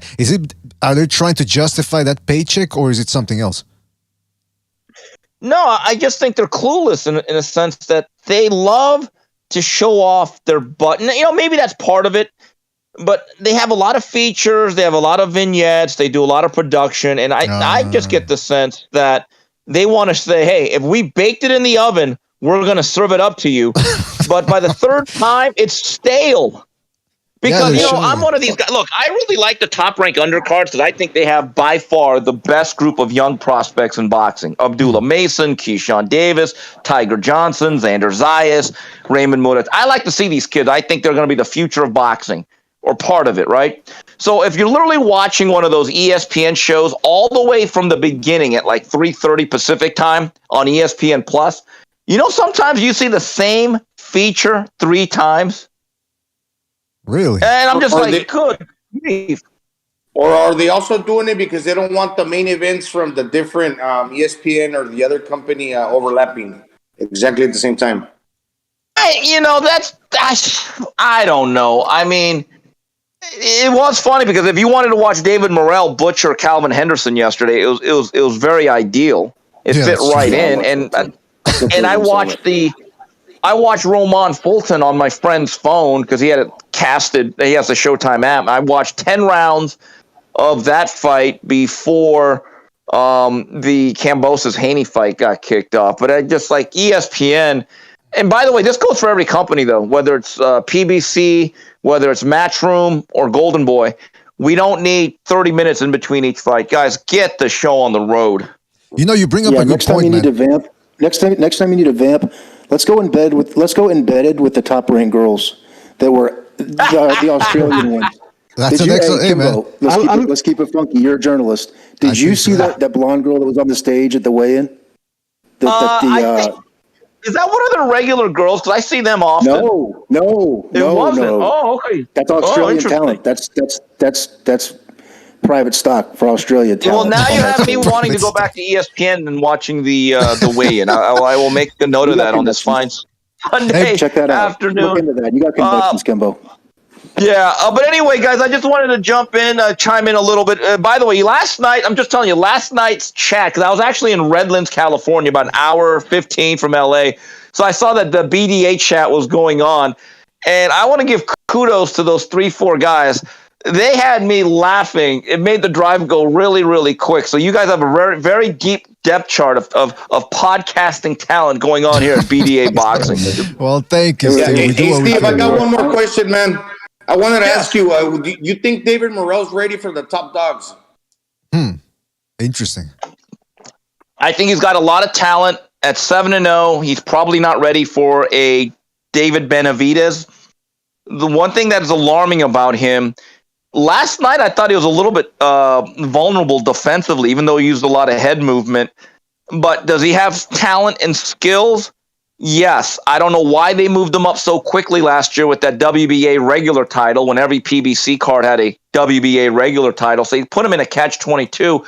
He's a really talented guy.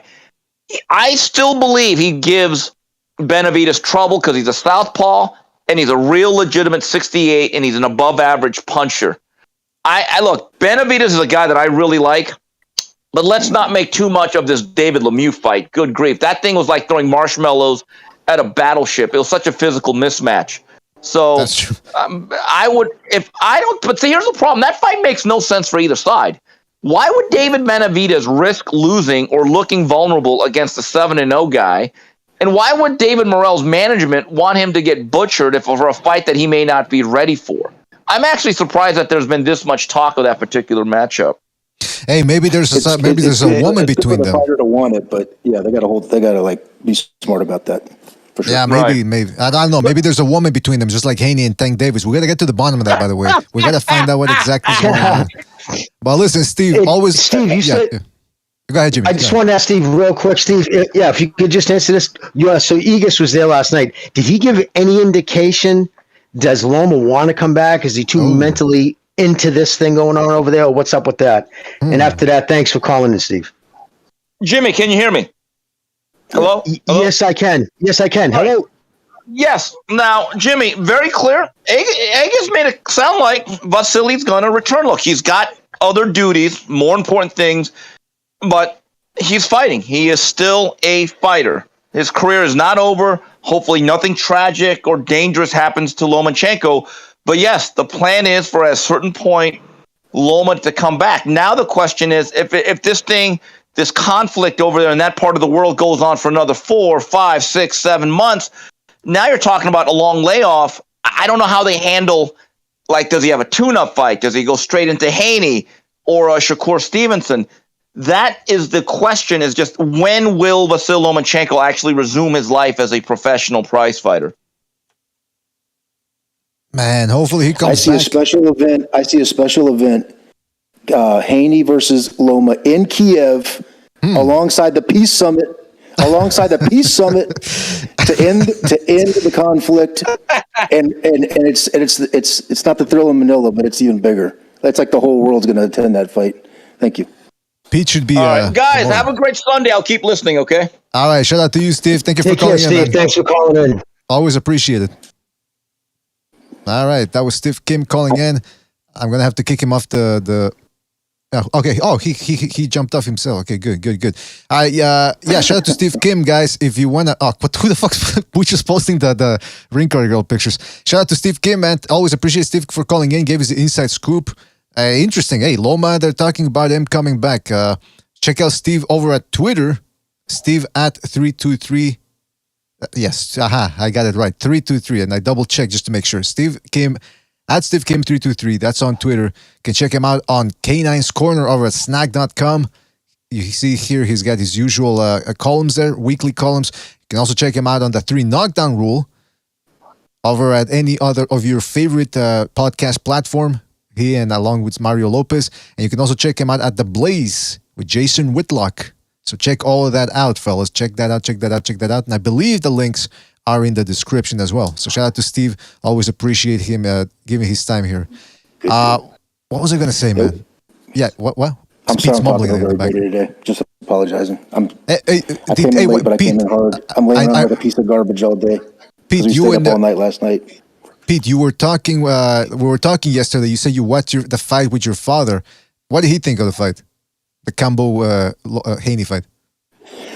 He was just like, fucking Haney's just running away with it. It's going to be a wash. The decision is going to be crazy. It's going to be unanimous for Haney, wide. And I was like, I don't know. I mean, you never know. They're fucking circling around like this. Kambosos was coming forward. Kambosos didn't execute. You know, he didn't counterpunch at all. He just marched forward, like kind of in desperation, like a Canelo marching after Bivol, or someone mentioned earlier a Valdez marching after Shakur. But I don't know. I don't know what the judges are looking at. You know, sometimes they give credit for coming forward. Who knows? But he was right. It was wide. It was proper. Yeah, extremely. Man. Oh, we got Chief jumping in. But the thing about it is that we stayed up last night on that. What Kim was talking about with that fucking zoo we had going on in there last night. It was. I wasn't on last night, so I'm gonna check it out to see what happens. But yeah, you can expect when you do those night shows. You're opening up the gates to a bunch of degenerates. Chief, you were there last night, weren't you? I did see that. I was on for a little bit, and Pete did a good job helping keep control for a while I was on. So, Pete, great job on that because, like we all know, it gets everybody likes to try. A lot of these guys don't have the voice; they're not panelists on a regular basis. So, this is their chance to get their voice out there, then try to take advantage of it. And sometimes certain people end up trying to control the narrative. And Pete, excellent job on. Helping everyone get their voice in. So high praise to you on that one. It wasn't crazy when I first got on because I was the original one on with Bucho when it started, and I had to bow out because got church today. So, but of course the people that were I told you so for Haney, it was simple. We said before this fight started that if Kambosos starts late, he's going to lose. And not only did he not start late, if the fight were still going today, I still don't think he would have started yet. I mean, it's like. The difference between the Shakur Stevens in this fight with Valdez is what we talked about the strategies. Valdez didn't even try to win the foot battle or the jab against the southpaw. These were two orthodox fighters. It's nowhere near the same game plan. So the fact that the openings were there for the jab to begin with an orthodox fighter versus an orthodox fighter, were there. They were there the whole time because they're always there. The jab is always open between those two. The left gets through an orthodox guard all the time, 150%. Now, you can pick the shots off. You can move your head. And they can offset things. But the jab opening is always there. And Kambosos didn't even consider to think needs to be something I need to have part of my main repertoire to even attempt to win this fight. Jeez, Luis. For 12 straight rounds. For 12 straight rounds, he threw a jab occasionally. And then when he threw it and it landed, he wouldn't step in with another one, and he wouldn't throw anything off of it. So as much as Haney deserves credit for this win, and he deserves all the credit because Kambosos deserves no credit for not trying. It's more of what could Kambosos have done if he actually wanted to defend his titles. There's questions there. But on Kambosos, not on Haney. Haney did the jab. He held strategically when he... I won't say needed to, but he held strategically, a little bit excessively, in my opinion. But it wasn't like, Kambosos inside, I'm just going to hold him all night. Right. Like neither one of them were doing any action when he was doing some of that holding. It wasn't like Kambosos was trying to fight and Haney was just smothering with his arms. Well, listen, Kambosos was not trying to fight. Yeah, listen, a lot of people. Well, go ahead, Gonzalo. Yeah. I just wanted to throw something else in there. I'm starting to reconsider what if Devin Haney does have a good chin? Because maybe Linares caught him with the best punch possible at the right moment at the end of the round when he was just waiting, and he just got him when he was least expecting it. What if he does have a better chin, like where it's like kind of like really sturdy? It's kind of hard. It's kind of hard to say on all things considered. Linares is not a weak puncher, even though he's a natural featherweight. And Gonzalo, you would be able to help me with this better than anyone else. Haney was leaning back, trying to roll away from the right, and he didn't lean back far enough, and it caught him on the very end, if I remember correctly. Now, your experience, because you're a really excellent strategist when it comes to explaining these things, he just didn't pull back far enough, in which case the end of the punch is where he got caught, and that's what actually caused the staggers, because he got hit. There was more room for him to roll that he didn't take advantage of, and that's what stunned him. He didn't see it at all. He was leaning away from it. He thought he was out of range of it, and it caught him directly on the chin, which turned his head in that little whip zone that kind of stuns you. So Kambosos doesn't hit anywhere near like that. Just because he dropped Tio doesn't mean that he's a world-class puncher. So to think that he was going to catch Haney with anything that was going to overly stun him and turn the tide with any individual punch, there was nothing going into that fight outside of one punch from Linares in 12 rounds for anyone to think that might have been a smart shot. But look at Linares' KO percentage. Look at Kambosos'.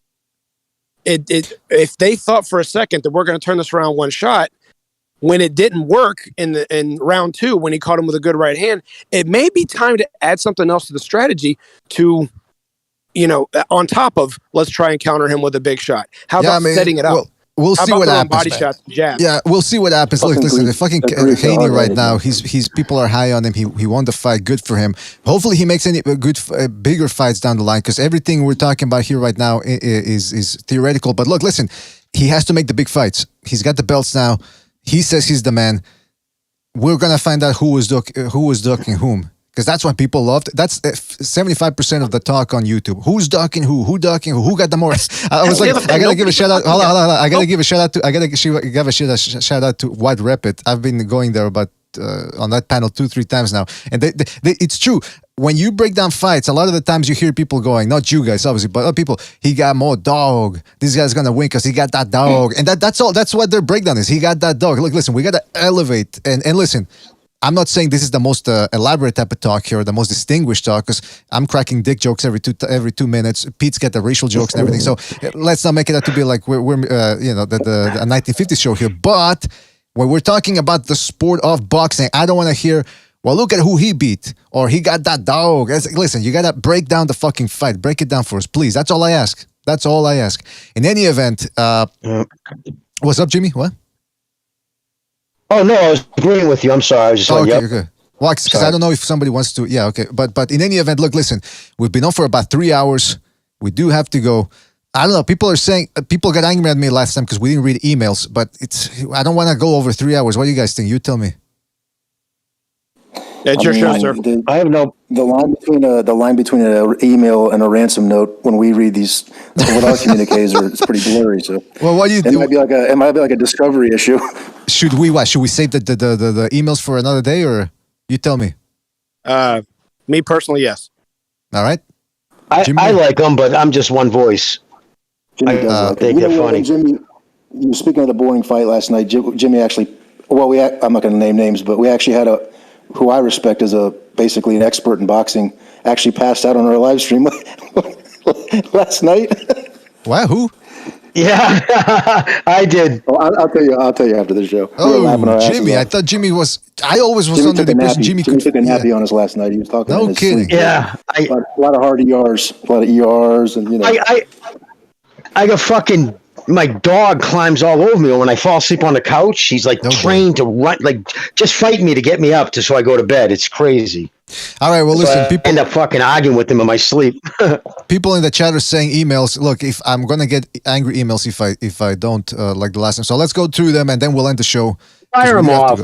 Yeah, why not, man? All right, well, listen. People write to us from all over the world. The evidence bag.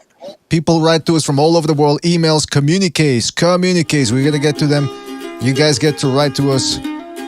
So let's get to them. Woo-wee. There we go. Communiques. Pals with the BDA. Come to us from all over the world. There we go. Communicates. We got an international audience, and we certainly appreciate it. Listen, I don't think you'll find... One thing I pride myself on is we give people all sorts of chances to come on the show and give their opinion. Calls, open lines on Friday with the Discord. We got the StreamYard, we got the chat, and we got emails. Come on. What else do you want? We're trying to get your opinion here on the show. What more do you want? All right, let's get to it. Okay, see this one, for example. This is from this one I missed by not reading it last week. This comes to us from Jar Jar Tits, and it says, "Me want a Rolly to win, but me want to see Tank against tough opposition. Uai manjaman." See, that's what I'm saying. If I don't read these type of emails, then people get angry at me because we read them too late. So shout out to Nunchuck Jar Jar Binks there. This next, man. I'm telling you, all sorts of people out there. This one comes to us from Canelo Ducker, and he says, I don't know if it's a he or she. Check it out. I've already got my Halloween costume. I'm going to dress up as Canelo Alvarez because he a duck. He's ducking the Bivol rematch. He's ducking Jermall and Jermell Charlo. And now he's ducking David Benavidez. Fuck him. Well, what about that? I mean, do you guys want to see a Bivol rematch? Is that if he doesn't fight Bivol again, is that a duck? I mean, the guy already beat him. No, I don't want to see it personally, but that's just me. Well, if he goes back to the division he's currently the man in, how's that a duck? He's just defending his titles. So yeah, man. He stepped up. Sugar Ray Robinson wasn't a duck for not going back and remaxing. Was it Joey Maxim that knocked him out? So he went back to middleweight. I mean, we forgave him, and everyone thinks he's the best fighter ever. I'm not putting Canelo in with the same comparison, but the fact that he's not going to go back and rematch Bivol, who's a natural light heavyweight, and he's going to go back down to the weight class that we all think he currently belongs in, that's not a duck. Interesting. You stepped up, you dared to be great, you tried, it failed, and move on.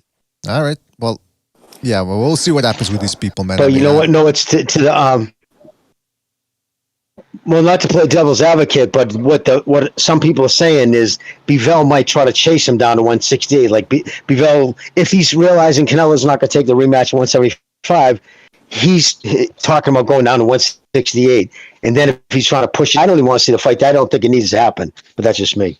All right. Well, if he does that, then Canelo can say become mandatory contender.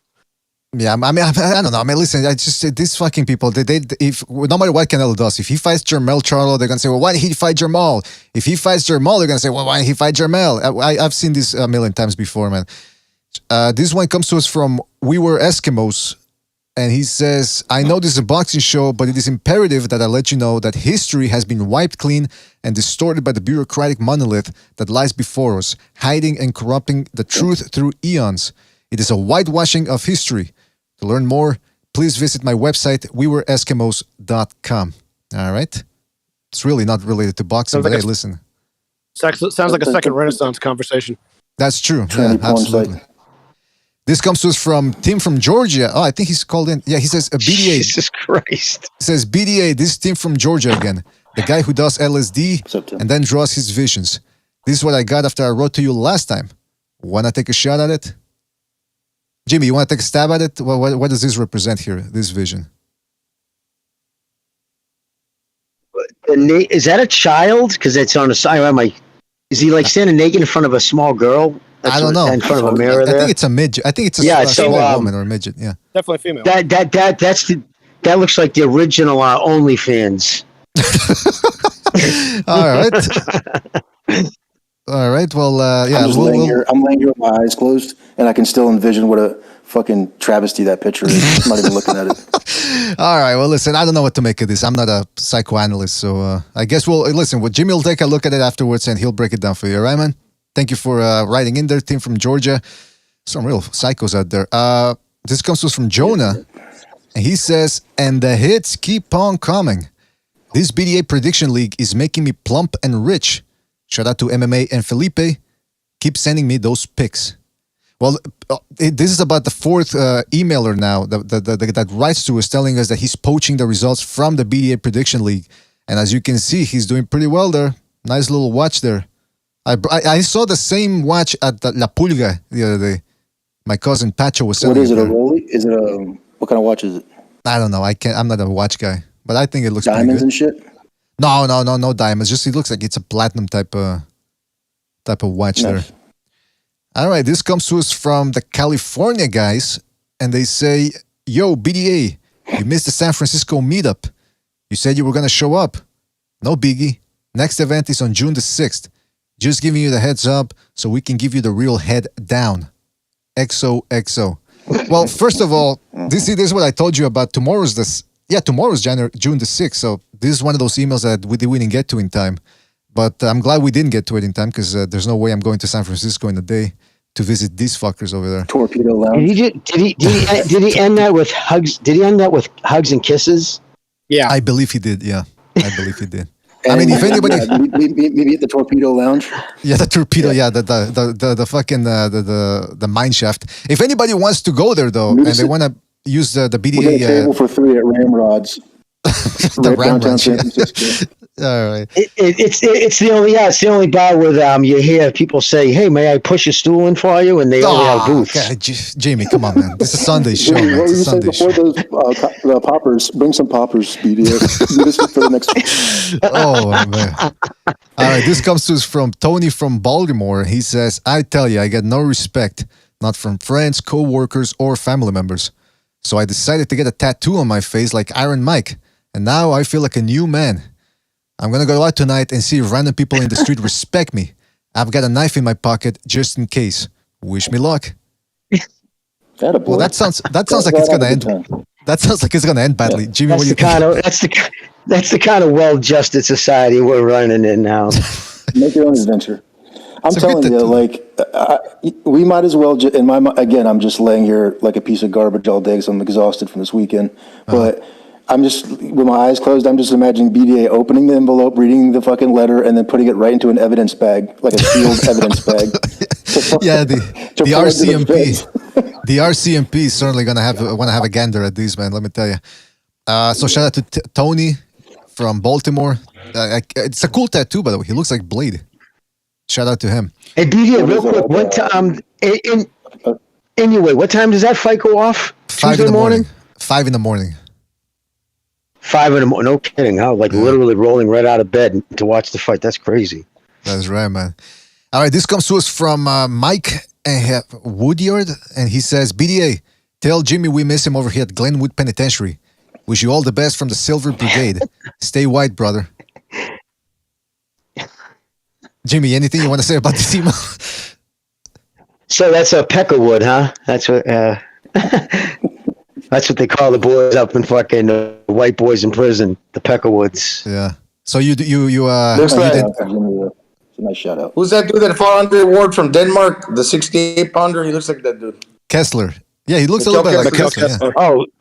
Oh, wait a minute. That's I can see it now. That actually looks like kind of a take on the Outlaws motorcycle club tattoo.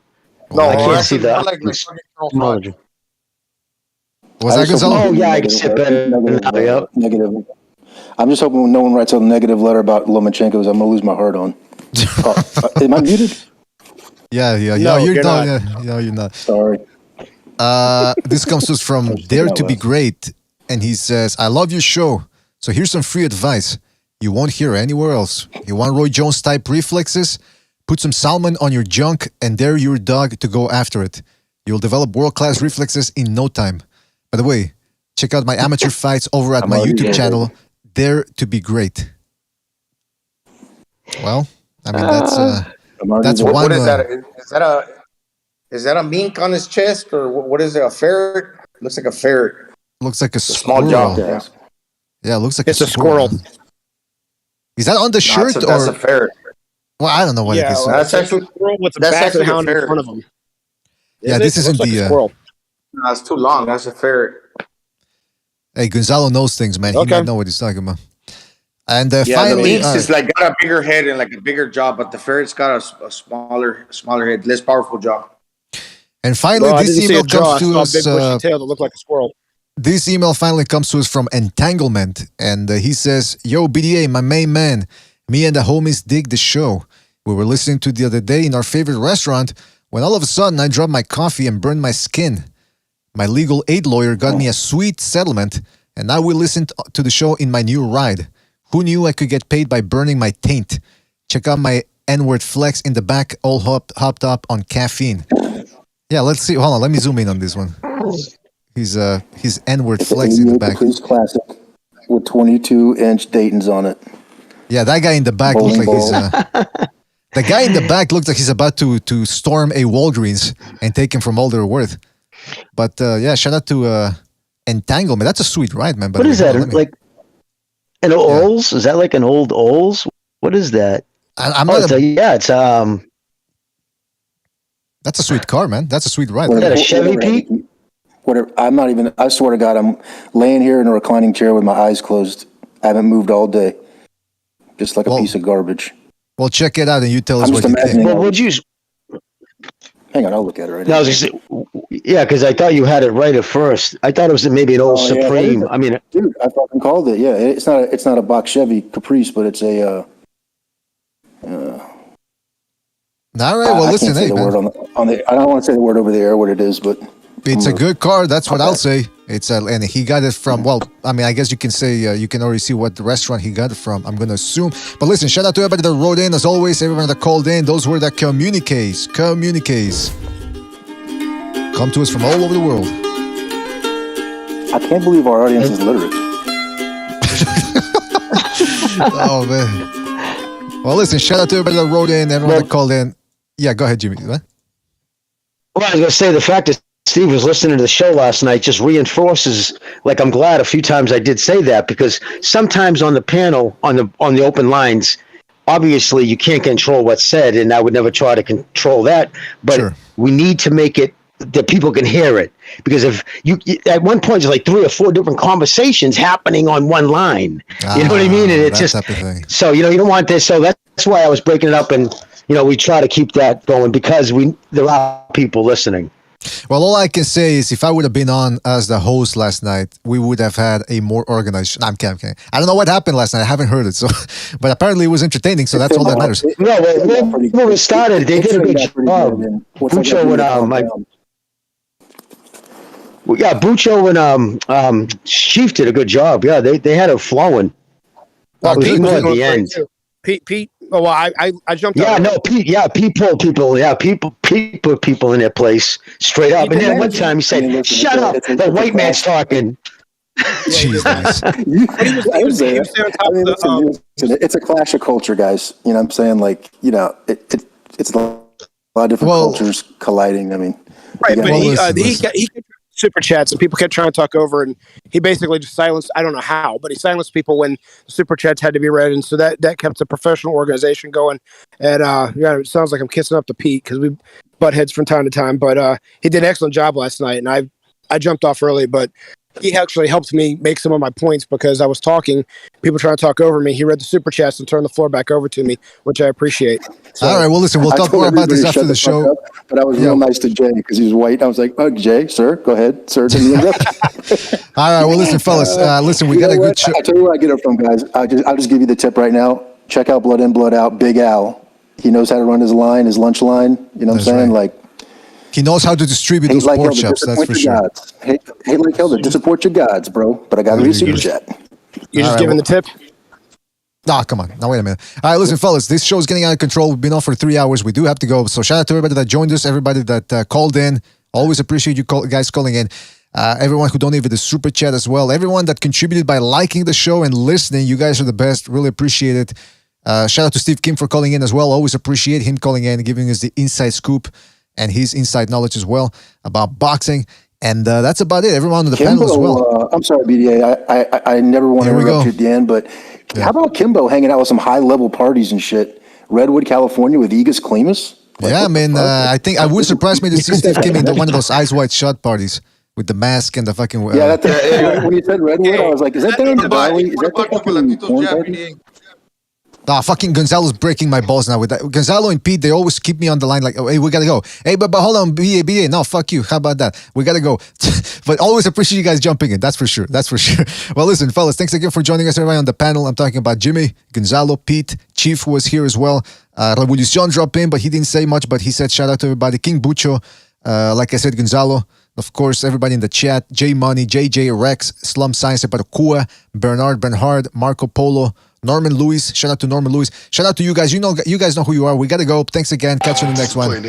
Hey, Tuesday.